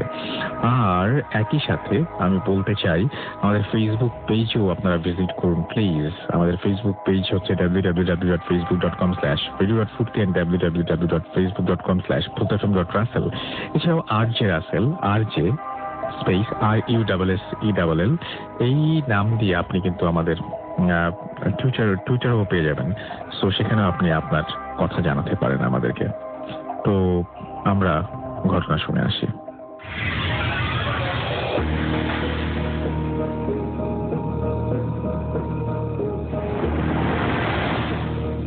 হ্যালো রাসেল ভাই, মাসুম ভাইয়া অ্যান্ড ডিয়ার লিসেনার্স, সবাইকে শুরুতেই জানাচ্ছি এ ভেরি ভেরি হ্যাপি নিউ ইয়ার। ভূত এফএম আমার অনেক পছন্দের একটা প্রোগ্রাম। 2017-তে আমি চাইবো ভূত এফএম যেন আরো বেশি ভালো হোক। অলরেডি অনেক ভালো, আর কত ভালো হতে পারে তা জানি না, তাও আশা থাকবে আরো ভালো হোক। যাই হোক, আমি সাদমান, কুয়ালালামপুর থেকে। বেশি কথা না বাড়িয়ে আমি আমার ঘটনায় চলে যাই। আমার ঘটনাটি ঘটে 2012 সালে, যখন আমি বাংলাদেশে ছিলাম। বাংলাদেশে আমাদের বাসাটা সিদ্ধেশ্বরীর কোনো এক এরিয়ায়, কোনো এক জায়গায় ছিল। আমি এক্সাক্ট লোকেশনটা বলছি না, বাট ওই এরিয়ার কোনো এক জায়গায় আমাদের বাসা ছিল। ঘটনাটা ঘটে আমাদের বাসার ঠিক ওপরের ফ্ল্যাটে। আমাদের ওপরের ফ্ল্যাটে থাকতেন এক কাপল, মানে এক আন্টি আঙ্কেল। তাদের এজ মোটামুটি 40+, বাট তাদের কোনো বেবি ছিল না। যাই হোক, তাদের বেবি ছিল না, এটা নিয়ে তাদের মোটামুটি কিছুটা কষ্ট ছিল। আর শুধুমাত্র তারা দুজনেই থাকতেন তাদের বাসায়, আর তাদের সাথে কেউ থাকতো না। এরপর 2012 সালের শুরুর দিকে আমাদের বাসার কাছাকাছি একটা ম্যাটারনিটি হসপিটাল আছে। সেই হসপিটাল থেকে একটা বেবিকে ওনারা বাসায় অ্যাডপ্ট করে নিয়ে আসেন। বেবিটার মানে জন্মের পরপরই বেবির মা হয়তো মারা গিয়েছে বা কোনো একটা কারণবশত বেবিটাকে ওই হসপিটালেই পাওয়া যায়, এবং ওই হসপিটাল থেকে আন্টি আঙ্কেল ওনাদের বাসায় অ্যাডপ্ট করে নিয়ে আসেন। বিভিন্ন লিগাল ফর্মালিটিস ফিল আপ করে তারপর বেবিটাকে নিয়ে আসেন। কিন্তু ঘটনা ঘটে 2012-তে যখন বেবিটাকে বাসায় আনা হয় তারপর থেকে, যখন বেবিটাকে বাসায় আনা হয় তখন থেকে তো আন্টি আঙ্কেল অনেক খুশি। স্বাভাবিকভাবেই তাদের কোনো যেহেতু সন্তান ছিল না, এখন তাদের সন্তান আছে, সেই জন্য তারা অনেক বেশি খুশি। এই জন্য তারা একটা গেট টুগেদার আয়োজন করে তাদের বাসায়। আমাদের আমি বলে রাখা ভালো, আমাদের একদম ইমিডিয়েট উপরের ফ্লোরটাই ছিল তাদের বাসা। আমরা থাকতাম 4 তলায়, তাদের বাসাটা ছিল 5 তলায়। আমাদের উপরের ফ্লোরের উপরের বাসাটাই তাদের। যাই হোক, সেই দিন যেদিন বেবিকে নিয়ে আসে তার 2-3 থেকে 3 দিন পরে একটা গেট টুগেদার আয়োজন করে, সেখানে আমরা যাই। যাওয়ার পর আমি যখন প্রথম বেবিটাকে দেখি তখন দেখি যে বেবিটা হাসছে, কিন্তু হাসিটা নর্মাল বেবিদের মতো আমার কাছে লাগেনি। মনে হচ্ছিল যেন সে কোন একটা বড় মানুষই হাসছে, এটা বেবির স্মাইল না, এটা একটা বড় মানুষের স্মাইলের মতো। যাই হোক, আমি ব্যাপারটাকে খুব একটা গুরুত্ব দেইনি, কারণ হতেই পারে হয়তো অস্বাভাবিক কিছু না, আমার দেখার ভুল বা মনের ভুল। যাই হোক, তারপর সেই দিনের পরদিন না, তার ঠিক কয়েকদিন পরে বেবিটাকে নিয়ে আন্টি আমাদের বাসায় আসেন বেড়াতে। তারপর বেবিটাকে আমার রুমেই কিছুক্ষণ রাখেন।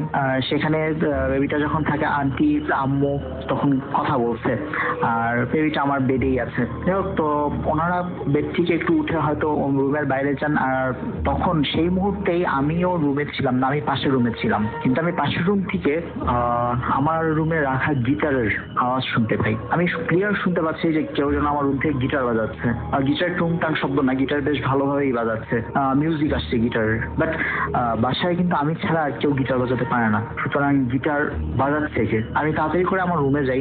রুমে গিয়ে দেখতে পারি যে গিটার কেউই বাজাচ্ছে না, বেবিটা শুয়ে আছে, রুমে কেউই নেই, খালি বেবি। তার একটু দূরেই পাশেই বেডের উপরেই আমার গিটারটা রাখা। আমি খুব চিন্তা করি, ভাবি যে এতটুকু বাচ্চার পক্ষে তো গিটার বাজানোটা অসম্ভব ব্যাপার, তো ওর পক্ষে তো গিটার ধরাটাই অসম্ভব ব্যাপার। তাহলে গিটার সাউন্ড আসলো কোত্থেকে? আমি ক্লিয়ার শুনতে পেলাম আমার রুম থেকেই। মেবি আমার হ্যালুসিনেশন হচ্ছে, আমি ব্যাপারটা বুঝতে পারি না। বুঝতে না পেরে তা নিয়ে খুব একটা মাথাও ঘামাই না, কারণ আমি ভাবি যে মেবি হ্যালুসিনেশনই হচ্ছে। এরপর ঠিক ওই দিনের পর থেকে রাতে বিভিন্ন সময়ে আমি 3টার পরে, আমি বলে রাখা ভালো, আমি রাতে বেশ রাত করেই ঘুমাতাম। রাতে 3টার পরে আমি আমাদের ফ্ল্যাটের ঠিক উপরের ফ্ল্যাটটার থেকে বিভিন্ন ধরনের আওয়াজ পেতাম, যেমন কেউ মার্বেল খেলছে অথবা খাট নাড়াচ্ছে, বিভিন্ন ধরনের আওয়াজ উপর থেকে আসতো, উপরের ফ্ল্যাট থেকে। এবং উপরের ফ্ল্যাটে আন্টি আঙ্কেলরাই থাকতেন, ওই ফ্ল্যাট থেকে আওয়াজ আসতো বিভিন্ন ধরনের। তো ব্যাপারটা খুব ওয়ার্ড যে ওই ফ্ল্যাট থেকে কিভাবে আওয়াজ আসে, সেখানে থাকেন শুধুমাত্র আন্টি আঙ্কেল আর ওই পিচ্চি একটা বাচ্চা।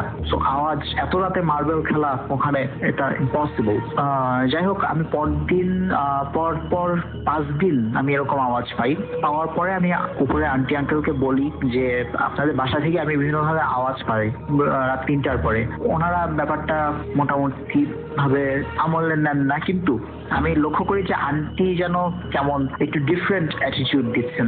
মনে হচ্ছে উনি কিছু জানেন, বাট উনি কিছু বলছেন না। উনি বলছেন যে না, হতেই পারে আওয়াজ আমাদের বাসা থেকে আসে না, হয়তো অন্য ফ্ল্যাট থেকে আসে, বাট এত রাত তাই হয়তো মনে হয় যেন আমাদের ফ্ল্যাট থেকে আসছে, যেহেতু আমাদের ফ্ল্যাটটা ওপরে, মানে ওনাদের ফ্ল্যাটটা যেহেতু ওপরে, তাই মনে হতেই পারে ওনাদের ফ্ল্যাট থেকে আসছে, বাট আসছে অন্য কোনো জায়গা থেকে, সেটা উনি বোঝাতে চান আমাকে। কিন্তু আমি সেদিন রাতেও আওয়াজ পাই এবং আমি খুব মনোযোগ দিয়ে খেয়াল করে শুনি যে আওয়াজ ওপর থেকে ওনাদের ফ্ল্যাট থেকেই আওয়াজটা আসছে, অন্য কোনো ফ্ল্যাট থেকে না। যাই হোক, আমি ওনাদের আর কিছু বলি না, কারণ ওনাদের কোনো বেবি ছিল না, এই বেবিটাকে অ্যাডপ্ট করে আনার পর অনেক খুশি।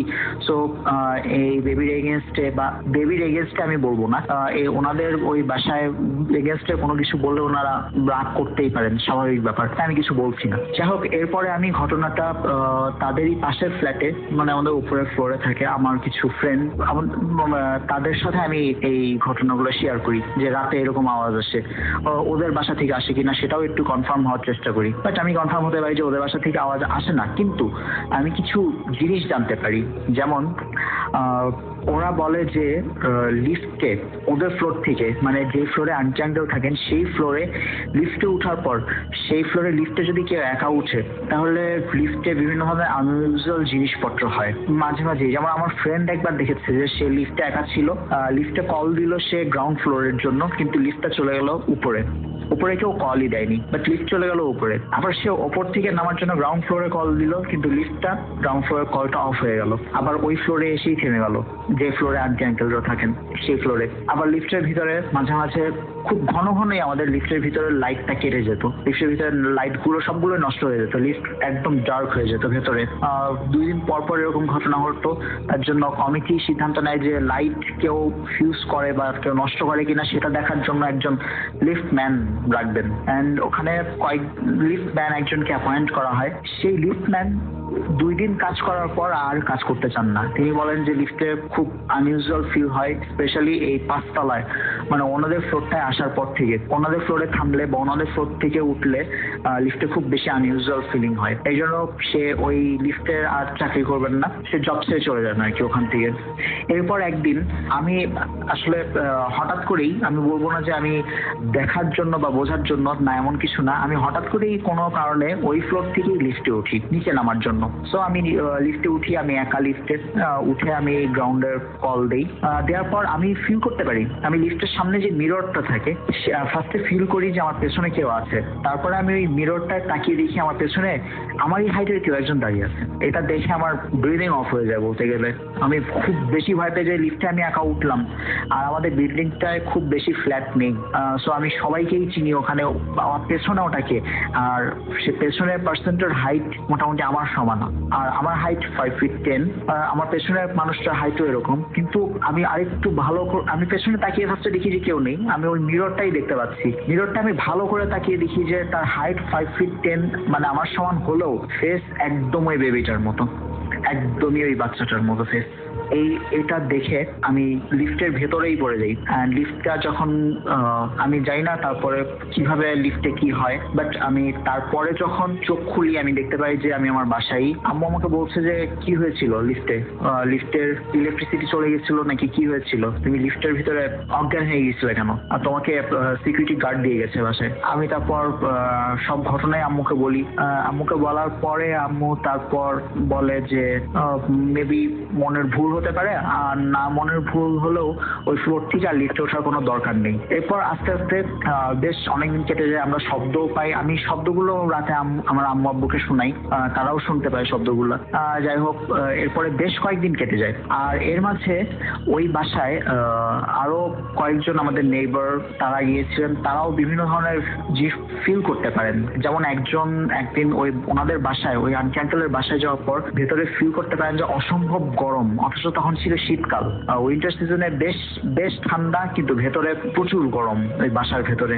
যাই হোক, এরপর ওই বেবি রুমে মাঝে মাঝে জিনিসপত্র তছনছ হয়ে যেত, এটাও অনেকে দেখেছেন। এভাবে কেটে যায় আসলে কয়েক মাস, 3-4 মাস হবে কেটে যায় এভাবে। এরপর একদিন হঠাৎ করে আঙ্কেল বিকাল মানে সন্ধ্যার দিকে তিনি অফিসে তার ইউজুয়াল টাইমে বাসায় ফেরেন। তিনি বাসায় ফেরেন। বাসায় ফিরে দেখতে পান যে গেট ভেতর থেকে লক করা। উনি বেল দিচ্ছেন কিন্তু ভেতর থেকে কেউ দরজা খুলছে না। যাই হোক, আঙ্কেল তখন তার কাছে রাখা একটা এক্সট্রা কি দিয়ে বাইরে থেকে ডোরটা খোলেন। যেহেতু ডাবল লক ডোর, সেহেতু ভেতর থেকে লক থাকলেও বাইরে থেকে খোলা যায়, বাট সেটা একটা কি স্পেশাল কি দিয়ে খোলা যায়। সেই কিটা যতদূর জানতাম আঙ্কেলের কাছেই শুধুমাত্র থাকতো, তো ইমার্জেন্সির জন্য। যাই হোক, উনি কি দিয়ে দরজাটা খোলেন। খুলে আঙ্কেল যখন ভেতরে ঢুকেন তখন দেখতে পারেন যে বাসার ভেতরে সব কিছু একদম তছনছ হয়ে আছে। সবচেয়ে বেশি শকিং এবং স্যাড ব্যাপার সেটা হলো আঙ্কেল ভেতরে তার বেডরুমে দেখতে পান যে আন্টির লাশ পড়ে আছে বিছানার উপরে। সারা বাসা খুঁজেও কোথাও বাচ্চাটাকে খুঁজে পান না তিনি, বাচ্চাটা একদম নেই। কিন্তু ওই বাসার যেহেতু গেট লাগানো ছিল ভেতর থেকে, সেহেতু বাচ্চাটা কোথায় গেল কেউ নিয়ে যেতে পারে না, কেউ ভেতরে ঢোকেও নি, কোনো কিছু নেই, কোনো সাইন নেই। আবার সিকিউরিটি গার্ডদেরও জিজ্ঞেস করে জানা যায় ভেতরে কেউ ঢুকেনি, এই বিল্ডিং এ কেউ ওই দিন ঢুকেনি তেমন। সুতরাং বাচ্চাটা কোথায় গেল খুঁজে পাওয়া যায় না থাকে। কিন্তু আঙ্কেল দেখতে পান তার ওয়াইফের মানে আন্টির বডিতে, ফেসে, বিভিন্ন জায়গায় অনেক আঁচড়ের দাগ, অনেক খামচির দাগ। যাই হোক, এরপর আমার বাবার সাথে আঙ্কেল ওই ম্যাটারনিটি হসপিটালে যান বাচ্চাটার আরো খোঁজ নিতে। জানান যে বাচ্চাটি এভাবে মিসিং, সব ঘটনা উনি খুলে বলেন, জানান। কিন্তু সবচেয়ে আশ্চর্যজনক ব্যাপার যেটা আমার বাবা আমাকে বলে, যে হসপিটালের ওরা সেদিন বলেছিল যে ওরা ওখান থেকে আসলে একটা ভুল হয়ে গেছে। সেটা হলো ওরা ওখান থেকে যে বাচ্চাটাকে আঙ্কেলকে দেওয়ার কথা ছিল সেই বাচ্চাটাকে দেয়নি, না দিয়ে অন্য একটা বাচ্চাকে দিয়েছিল, যে বাচ্চাটা ক্লিনিক্যালি ডেড হিসেবে জন্ম নিয়েছিল। মানে সে জন্মের পরপরই সেই বাচ্চাটি মারা যায়। সেই বাচ্চাটিকেই আঙ্কেল অ্যাডপ্ট করে এনেছিলেন। বাট কিভাবে একটা মৃত বাচ্চা, একটা ডেড বেবিকে আঙ্কেল নিয়ে আসতেন, তাও সে জীবিতর মতো, সে জীবিত মানুষের মতোই ছিল, সবকিছু করতো। এটা কিভাবে পসিবল? এই অ্যান্সার কেউই জানেন না। আমরা জানার চেষ্টা করি, অনেক হুজুর বলেন যে হয়তো বাচ্চাটা জিনের ছিল, অথবা জিনের দ্বারা পজেস ছিল, বা কিছু একটা ছিল। বাট আমরা এটাই জানতে পারি যে ওটা একটা মিস্টেকের কারণে বাচ্চাটা বদল হয়ে যায়। বাচ্চাটা আঙ্কেল ভুলে ডেড একটা বেবি নিয়ে আসে বাসায় অ্যাডপ্ট করে। অ্যান্ড সেই বাচ্চাটিকেই আমি লিস্টে দেখি, যার ফেসটা ওরকম কিন্তু হাইট আমার সমান। আমি না শুধু, আমাদের বিল্ডিং এ অনেকেই দেখতে পাই এভাবে। তো এই ছিল মূলত আমার ঘটনা। আমি জানি না এটা শুনতে কতটা ভয়ঙ্কর, কিন্তু এটা ফেস করতে খুব বেশি ভয়ঙ্কর ব্যাপার। এটা শুধুমাত্র যে ফেস করবে সেই বুঝতে পারবে। যাই হোক, সবাইকে once again a very very happy new year. সবাই ভালো থাকবেন। Bhoot FM. The night comes alive with Gramophone.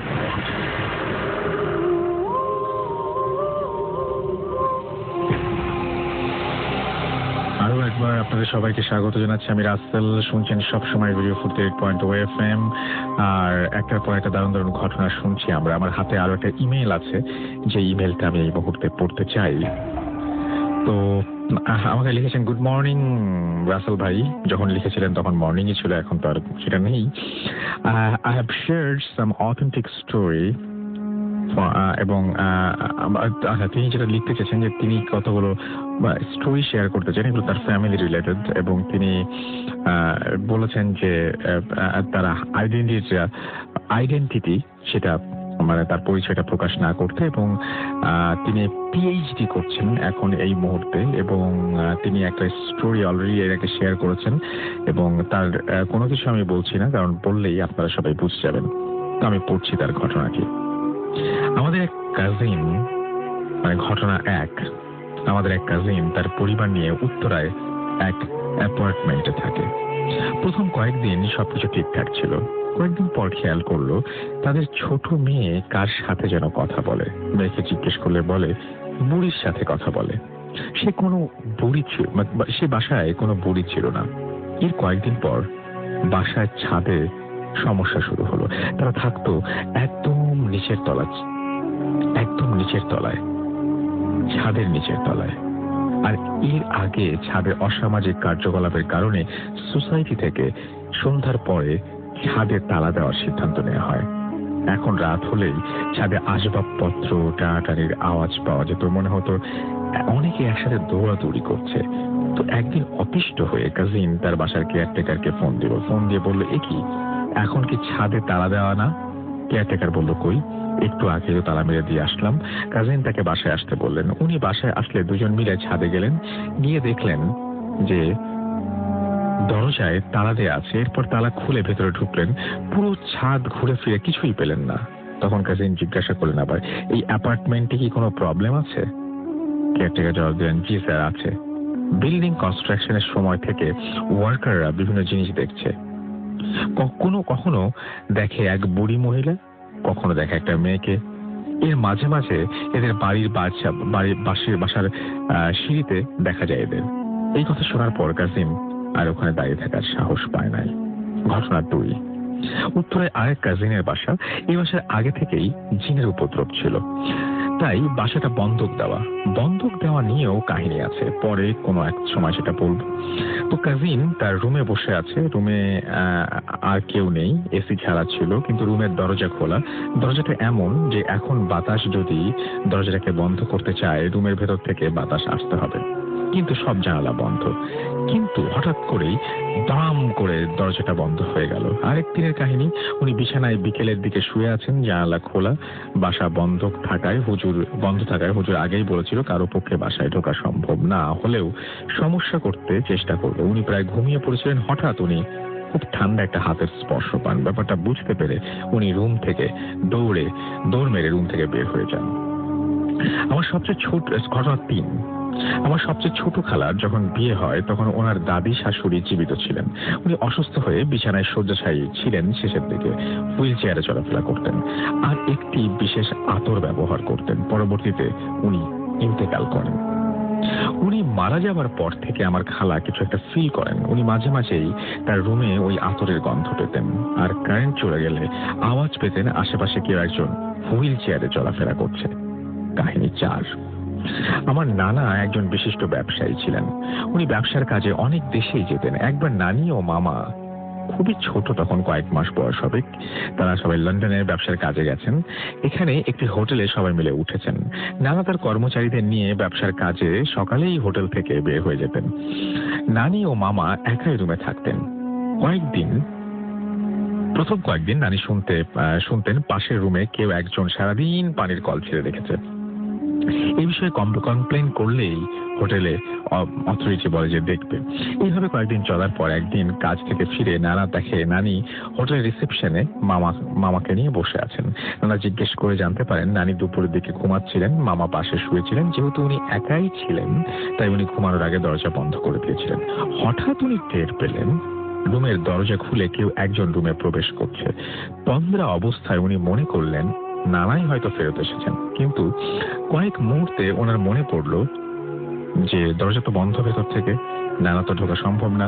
এইটা মনে পড়ে উনি চোখ খুলে দেখেন এক ব্রিটিশ মহিলা মামার দিকে তাকিয়ে আছে। খুবই ফ্যাকাশে চেহারা, রক্তচক্ষু।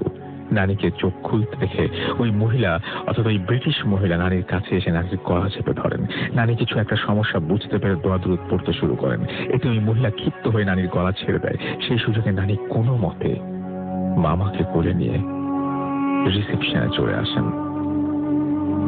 এরপর হোটেল কর্তৃপক্ষকে জিজ্ঞেস করলে তারা বলতে বাধ্য হয় যে নানি যে মহিলাটিকে দেখেছেন সেই মহিলা কয়েক বছর আগে নানির পাশের রুমে সুইসাইড করেন। এরপর থেকে এখন পর্যন্ত রুম খালি থাকে, কাউকে দেয়া হয় না। নানা মারা গেছেন 20 বছরের ওপরে, নানি বেঁচে আছেন। ওনাকে জিজ্ঞেস করলে এখন উনি বলেন যে ওই মহিলার ওই ঠান্ডা হাত যা ওনার গলা চেপে ধরেছিল, সে অনুভূতি উনি কোনোদিন ভুলবেন না। এই ছিল ঘটনা। আশা করছি আপনাদের সবার ভালো লেগেছে। চমৎকার ঘটনা পাঠানোর জন্য আমি শিওর যে আপনার কাছে এরকম ঘটনা আছে, সেই ঘটনা লিখে পাঠান আমাদের কাছে। এবং ঘটনা লিখে পাঠাতে হলে যেটা করতে হবে, আমাদের ইমেল অ্যাড্রেসে জানতে হবে। আমাদের ইমেল অ্যাড্রেস হচ্ছে bhutfm@radiofurti.fm, which is bhwtfm@radiofurt.fm। আপনার নাম, ঠিকানা এবং ফোন নাম্বার সহ আপনার জীবনে ঘটে যাওয়া বা আপনার জানা সেরা ঘটনা লিখে পাঠিয়ে দিন আমাদের কাছে। ঘটনার শুরুতে অবশ্যই উল্লেখ করুন যে ঘটনাটি আপনি স্টুডিওতে শেয়ার করতে চান নাকি আপনি চান আপনার ঘটনা আমরা পড়ে শোনাই। যারা দেশের বাইরে রয়েছেন তারা সরাসরি অডিও ক্লিপ পাঠিয়ে দিতে পারেন। Bhoot FM. The night comes alive with gramophone.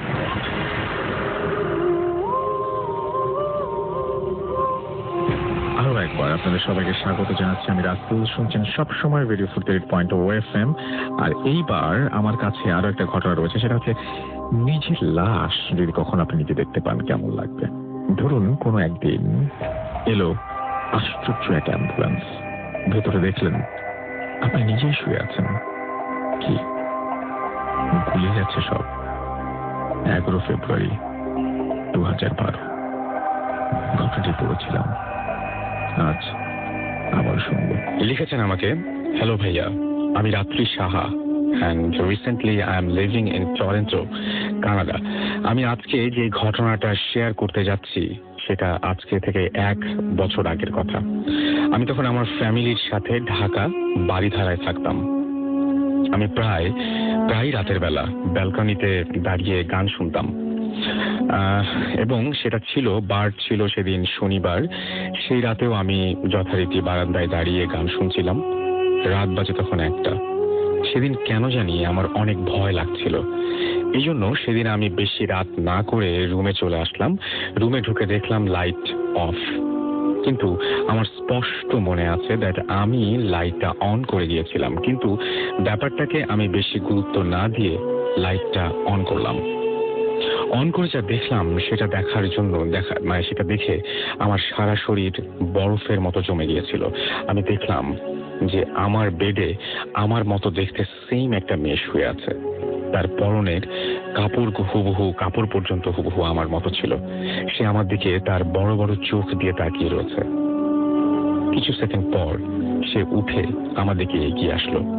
এটা দেখে আমি আমার জ্ঞান হারিয়ে ফেলি। জ্ঞান ফেরার পর আমি দেখলাম যে আমি আমার বেডে শুয়ে আছি আর আমার মা পাশে কান্না করছে। আমি জিনিসটাকে আমার কোনো খারাপ স্বপ্ন ভেবে কাউকে কিছু বললাম না।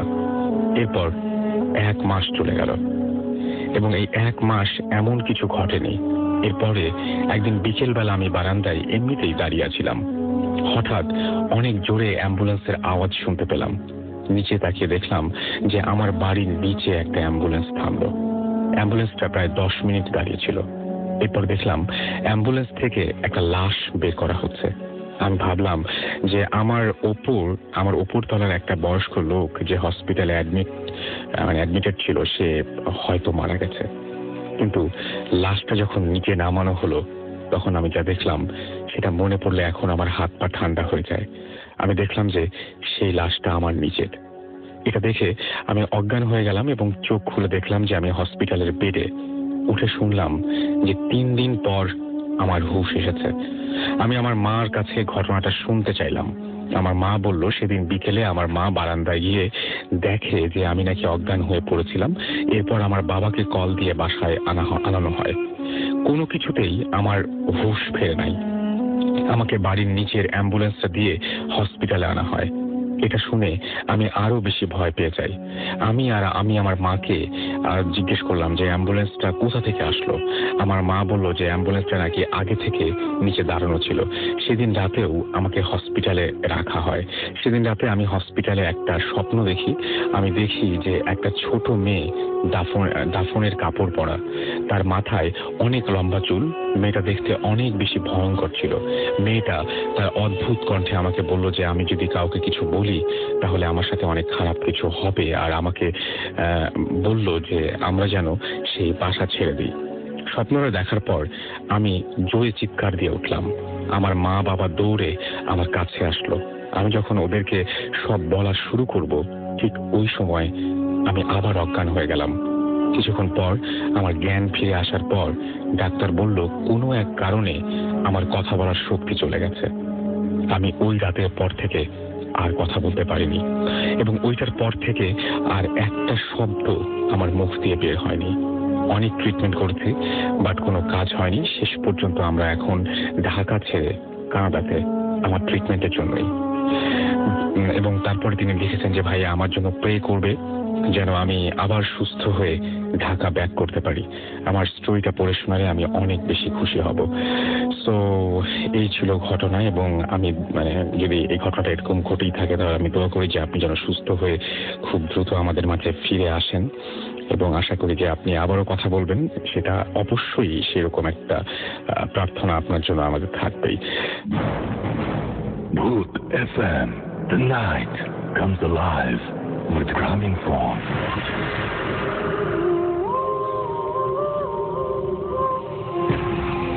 Welcome back.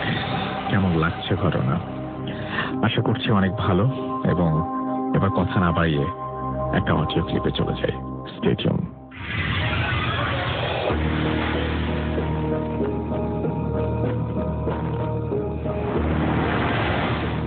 আসসালামু আলাইকুম রাসেল ভাই, আমি টিপু বলছি লন্ডন থেকে।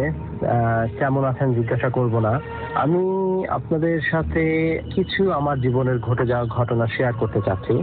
যদি ভালো লাগে তাহলে ভূত এফএম এ প্রচার করবেন আশা করছি। যাই হোক, আমি আমার ঘটনায় চলে যাই।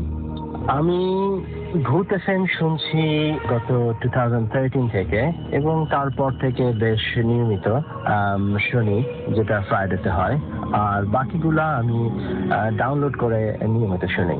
এমনই একদিন আমি মোস্টলি আমি ভূতেশন শুনি very late at night around 1 o'clock 2 o'clock in the morning. So ওই দিন যেদিনের ঘটনা আমি আপনাদেরকে সাথে শেয়ার করতে যাচ্ছি, ওই দিন সারাদিন আমি বেশ বিজি ছিলাম। বিজি বলতে with my friends we were like kind of having long drive and also get together for after few weeks and so on. So when you with your friends the time goes really quick and you get tired end of the day. So আমি রাতে যখন বাসায় ফিরি তখন already very late at night like around 12ish, but আমার কিছু কাজ pending থাকার কারণে আমি চিন্তা করলাম আচ্ছা ঠিক আছে আমি কাজগুলো ল্যাপটপে করে ফেলবো। But I mean, at the same time, I really wanted to listen to Bhoot FM. So আমি Bhoot FM চিন্তা করলাম ওকে fair enough, আমি Bhoot FM ডাউনলোড করা একটা পর্ব ছেড়ে শুনবো এবং ল্যাপটপে কাজ করবো। সো আমার আইপ্যাডে চলছিল Bhoot FM আর ল্যাপটপে আমি কাজ করছিলাম। Around 3 o'clock in the morning, আমি ফেল করলাম I really need a fag, so I just wanted to go out to have a fag. এবং যা চিন্তা করলাম তাই করলাম। আমি আমার ফ্রন্ট ডোরটা খুলে বাইরে বের হলাম। আমি জাস্ট আমার বাসার বর্ণটা একটু ছোট্ট করে দেই। সেটা হলো আমার বাসাটা একতলা এবং উপরে কোনো ফ্লোর নেই এবং ফ্রন্টে বেশ বড় একটা গার্ডেন আছে আর পিছনেও মোটামুটি not big but small sort of garden আছে যেটা আমার নেক্সট ডোর নেইবারের। সো যাই হোক, এবং সরি আরেকটা জিনিস হলো আমার ফ্রন্টে একটা কোয়াইট বিগ অফ সানশেড আছে যেটার নিচে দাঁড়িয়ে আমি সিগারেটটা ধরালাম। So as soon as I light my fag, আমি শুনতে পেলাম আমার ঠিক মাথার উপরে যে ছাদটা, সেই ছাদ যে সানশেডটা আছে, সানশেডের উপর something was like kind of walking এবং বেশ হ্যাভিলি ওয়াকিং। সো ফার্স্টে আমি চিন্তা করলাম I wasn't really scared at the first point. আমি ভাবলাম maybe some fox or something, maybe fox. তো ফক্সে চিন্তা করলাম, কিন্তু যেভাবে হাঁটছিল বা শব্দ হচ্ছিল সেটা ফক্স হওয়ার কোনো রিজন নাই, কারণ ফক্স এতটা হ্যাভি হবে না। You can really tell by like listening the sound of something like how heavy it could be. So যেটা হ্যাভিলি হাঁটছিল মনে হচ্ছিল something at least 50 to 80 kilo or even more than that. I mean it's like quite heavy, not fox at all. এবং দেন শব্দটা অনেকটা kind of এমন ভাবে হচ্ছিল যে ধূপ ধূপ ধূপ এই টাইপের। সো ফক্স মোস্ট প্রবাবলি এইভাবে শব্দ করে হাঁটবে না এবং তার ওইখানে দাঁড়িয়ে হাঁটারও কথা না। ফক্স হেঁটে দৌড় দিয়ে চলে যাবে মানুষের আওয়াজ পেলে। যাই হোক, ওইভাবে শব্দ প্রায় 8-10টা সাউন্ড হওয়ার পরে আমি একটুখানি ঘাবড়ে যাই এবং চিন্তা করলাম যে it is not really a fox, it could be something else. যেটা বলছিলাম, যেহেতু আমি ভূত এফএম শুনছিলাম at the same point, I mean recent আমি কিছুক্ষণ আগে, so আমার মাথার মধ্যে একটু ভূতেরও কাজ করছিল, একটু something I was a bit scared as well. যাই হোক, আমি চিন্তা করলাম যে আমি ঘরের মধ্যে ঢুকে যাই। সো আমি হাত থেকে সিগারেটটা ফেললাম এবং ফেলে সাথে সাথে ঘরে ঢুকে গেলাম। ঘরে ঢুকে আমি স্টিল দাঁড়িয়ে আছি এবং দেখার চেষ্টা করছি যে কোনো কিছু আছে কিনা বাইরে। যেহেতু আমার দরজাটা গ্লাসের, তো আমি I can really see outside the stuff or inside. But at the same time, I was really kind of having some picture done in my head, which is I would be really expecting to see some sort of a creature which is like really dry in body, head is like kind of bald-headed and really dry skin, brownish dry skin and red eyes. And also I can imagine in my head he's on kind of this stuff, mouth is full of blood and like kind of bleeding face. যাই হোক, এইভাবে চিন্তা করছি এবং একটু ভয় পাচ্ছি। So প্রায় 10 মিনিটের মতো আমি ওয়েট করলাম টু সি সামথিং, যেহেতু কিছুই হলো না ফর্চুনেটলি, কিছু হলো না। So I just thinking okay maybe I had really long day, so my head is heavy, so I should take a rest, I should go to bed. So আমি বিছানায় চলে গেলাম এবং বিছানায় যে ঘুমানোর চেষ্টা করলাম। ঘুমানোর চেষ্টা করছি, but I could not really sleep until half an hour or 40 minutes maybe. And because I just keep thinking of this creature and also try to see through my door and window. Some sort of আমি যদি বিছনায় শুই আমার bedroom থেকে আমার বাইরের দরজাটা দেখা যায় through door and window. So I just keep looking at it and nothing really happened and nothing really I could see. যাই হোক, as I said, maybe around 40 minutes পরে আমি ঘুমিয়ে গেলাম এবং I had a good sleep. সকালে যখন উঠলাম it's like around 11ish. So ঘুম থেকে উঠে আমি just kind of laughing myself. Oh, last night I was so dumb, I just get scared for no reason. And I just like kind of from out of curious I just went outside, and as soon as I went out and I got the biggest shock in my life. It is the twisted and most scary part, I believe. যেভাবে বললাম যে last night আমি যেটা চিন্তা করেছিলাম যে তার মুখ থেকে ব্লাড ঝরছে বা blood kind of bleeding size. So আমি যেখানে দাঁড়িয়ে সিগারেটটা ধরিয়েছিলাম এবং যেখানে এক্সপেক্ট করছিলাম যে কিছু থাকবে, ঠিক সেই জায়গাটায় বেশ খানিক রক্ত টপ টপ করে পড়েছে এবং ওটা কাইন্ড অফ জমাট বেঁধে গিয়েছে এবং বোঝা যাচ্ছে যে রক্তটা definitely from like last night or like few hours back, because তার আগে আমি যেহেতু বাসায় ছিলাম বা তার আগে এখানে ব্লাড আসার কোনো রিজনই নাই। So I was really scared to see this blood, and I just kept thinking like there is no way this blood should be coming from nowhere to my door. And I was scared. So এটা ছিল আমার ঘটনা এবং তারপরে আর কিছু হয় না এবং আমি জানিও না কি এখানে ছিল বা কিছু ছিল কিনা। So it's kind of unexplainable to me, and I don't really want to say it again, and that's all really my story is. ঘটনাটা ভালো লাগলে শেয়ার করবেন এবং আমার আরো বেশ কিছু ঘটনা আছে, আমি আপনাদেরকে একটা একটা করে সেন্ড করবো। Thank you very much Russell ভাই once again for your time to listen my story, and to all other listeners of Bhoot FM, and Bhoot FM Zindabad. Allah Hafiz. Good luck. Bye. Hello, Cox's Bazar travel. ভাই, রাত 12টার বাসে কক্সবাজারের দুটো seat comes alive with Grameenphone.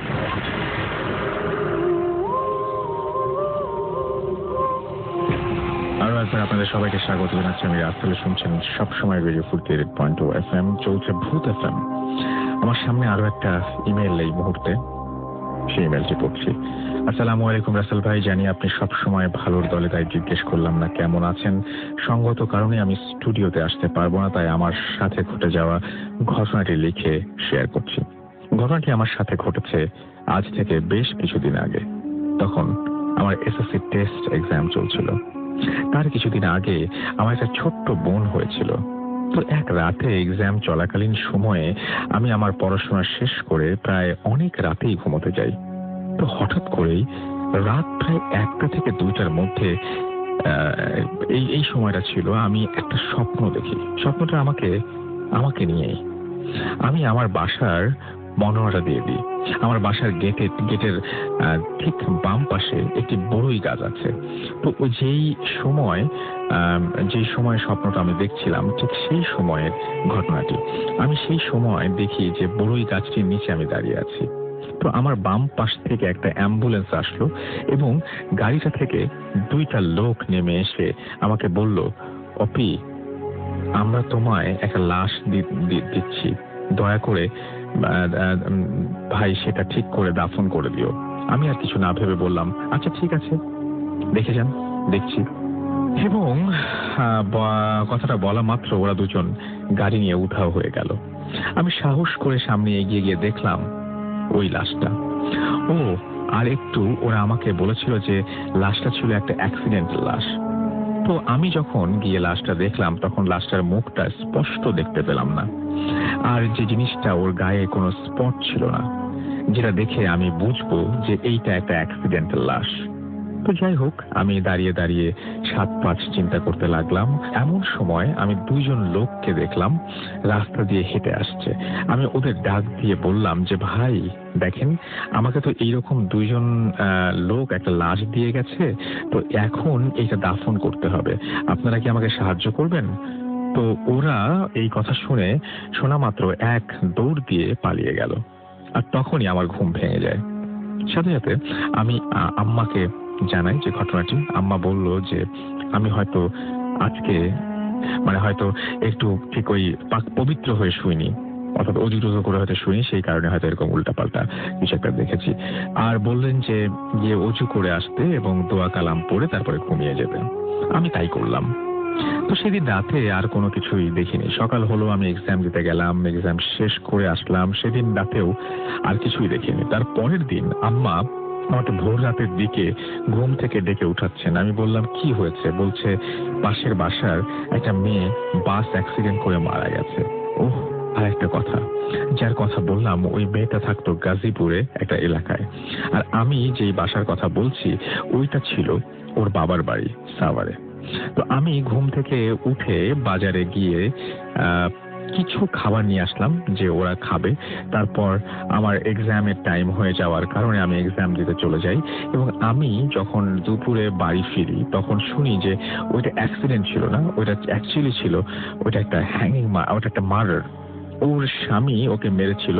তো যাই হোক, লাশের post-mortem হয় ঢাকা মেডিকেলে, তারপর লাশ বাসায় নিয়ে আসা হয় এবং মাটি দিতে তাকে মাটি দেওয়া হয়। এবং এই ছিল আমার ঘটনা রাসেল ভাই।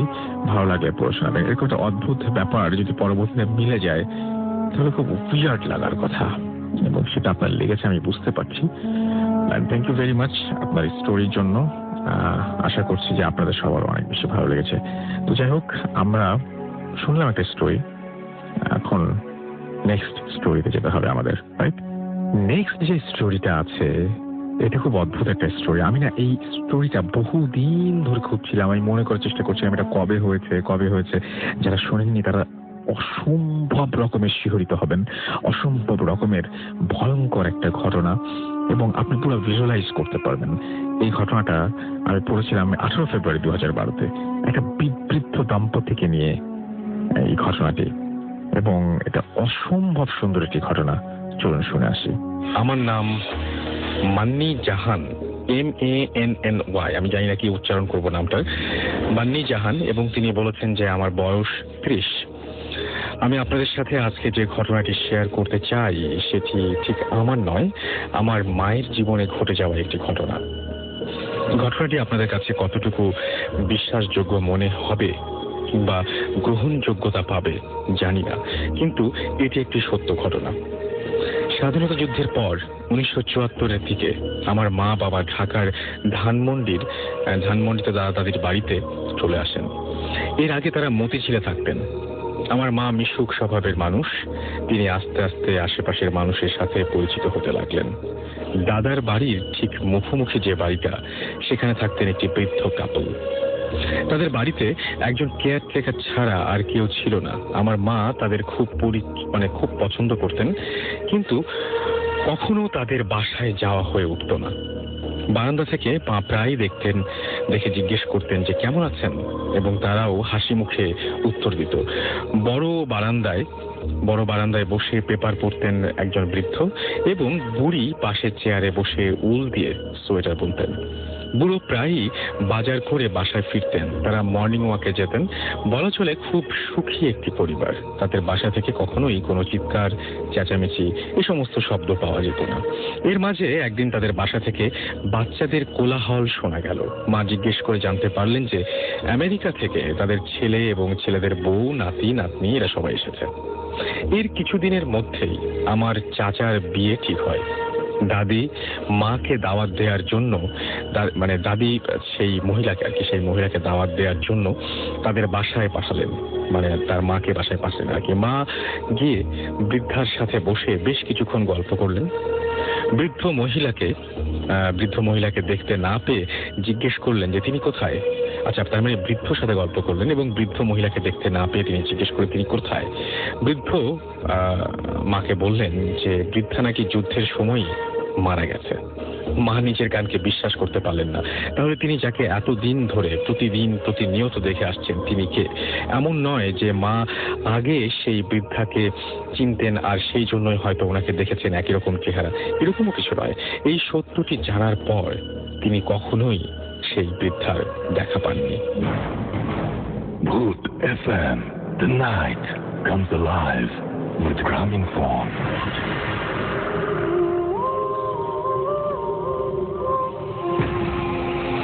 আচ্ছা, এখন তো বিয়ের সিজন চলছে, তার আগে জানাই যে আপনারা শুনছেন রেডিও ফুর্তি, চলছে ভূত FM are the night comes alive with Grameenphone. আজকে রাতের বেলায় জমজমাট হচ্ছে স্পেশাল এপিসোডটি। আমরা যেটা করবো সেটা হচ্ছে, এখন তো আমরা জানি যে বিয়ের সিজন চলছে, তো এখন বিয়ের সিজনে আপনারা মাঝে মাঝে বিভিন্ন প্রোগ্রাম অ্যাটেন্ড করেন, হলুদের প্রোগ্রাম, কোনো সময় বউ ভাত, কোনো সময় বিয়ে। তো এই সমস্ত প্রোগ্রাম অ্যাটেন্ড করতে করে বাসায় ফিরতে ফিরতে অনেক রাত হয়ে যায়। এই ঘটনাটিও সেই রকমই একটি ঘটনা। 24 মার্চ 2012-তে ঘটনাটি আমরা প্রচার করেছিলাম, আজকে আবার করছি। লিখছেন, হ্যালো রাসেল ভাই, আশা করি ভালো আছেন। আমি জানি আপনি সবসময় ভালোর দলে। আজকে আপনাকে যে ঘটনাটি লিখছি এটি আমার এবং 2 ফ্রেন্ডের সাথে ঘটে যাওয়া অবিস্মরণীয় একটি ঘটনা। আমি আপনার মাধ্যমে রেডিও ফুর্তির সকল বন্ধুদের সাথে আমার এই ঘটনাটি শেয়ার করতে চাই। আমি সরাসরি আমার ঘটনায় চলে যাচ্ছি। সময়টা 2006 সালের প্রথম দিকে। আমার খুব ক্লোজ ফ্রেন্ড কায়েদ, সে সিলেটের সদর উপজেলায় কোনো একটি জায়গায় থাকে। সঙ্গত কারণে আমি তার বাসার ঠিকানা বলছি না। আমার ফ্রেন্ডের বোনের বিয়ে ঠিক হয়, সে আমাকে এবং আমার আরো কিছু ফ্রেন্ডদের ইনভাইট করলো এবং আমরা যথারীতি যাব বলে সম্মতি জানাই। তারিখটার কথা আমার ঠিক মনে নেই। সন্ধ্যা 7টার দিকে গায়ে হলুদের প্রোগ্রামের জন্য আমিও আমার ফ্রেন্ড ফরহাদ ও আকাশ কায়েদের বাসায় যাওয়ার জন্য রওনা দিই। আমাদের বাসা থেকে কায়েদের বাসার দূরত্ব প্রায় 5-6 কিলোমিটার। সিএনজি অথবা অটো রিক্সা যোগে তার বাসায় যেতে হয়। আমরা 3 জন বাসা থেকে বের হই। রাসেল ভাই, এখানে আরেকটা কথা বলে রাখি, ওই দিন আমার বাসায় কেউ ছিল না, সবাই গ্রামের বাড়িতে বেড়াতে গেছেন। আমার অফিস থাকার কারণে আমি যেতে পারিনি। ফরহাদ ও আকাশ বাসা থেকে বের হওয়ার সময় তাদের মাকে বলে আসে আমরা কায়েদের বোনের গায়ে হলুদ অনুষ্ঠান থেকে ফিরে ইমরানের বাসায় চলে যাব। আমরা যথারীতি 8টার দিকে আমাদের ফ্রেন্ড কায়েদের বাসায় পৌঁছাই। আপনারা নিশ্চয় জানেন যে গায়ে হলুদের অনুষ্ঠান স্বাভাবিকভাবে একটু রাত করেই হয়। ওই দিন অনুষ্ঠান শুরু হতে হতে রাত 10:30 বেজে যায়।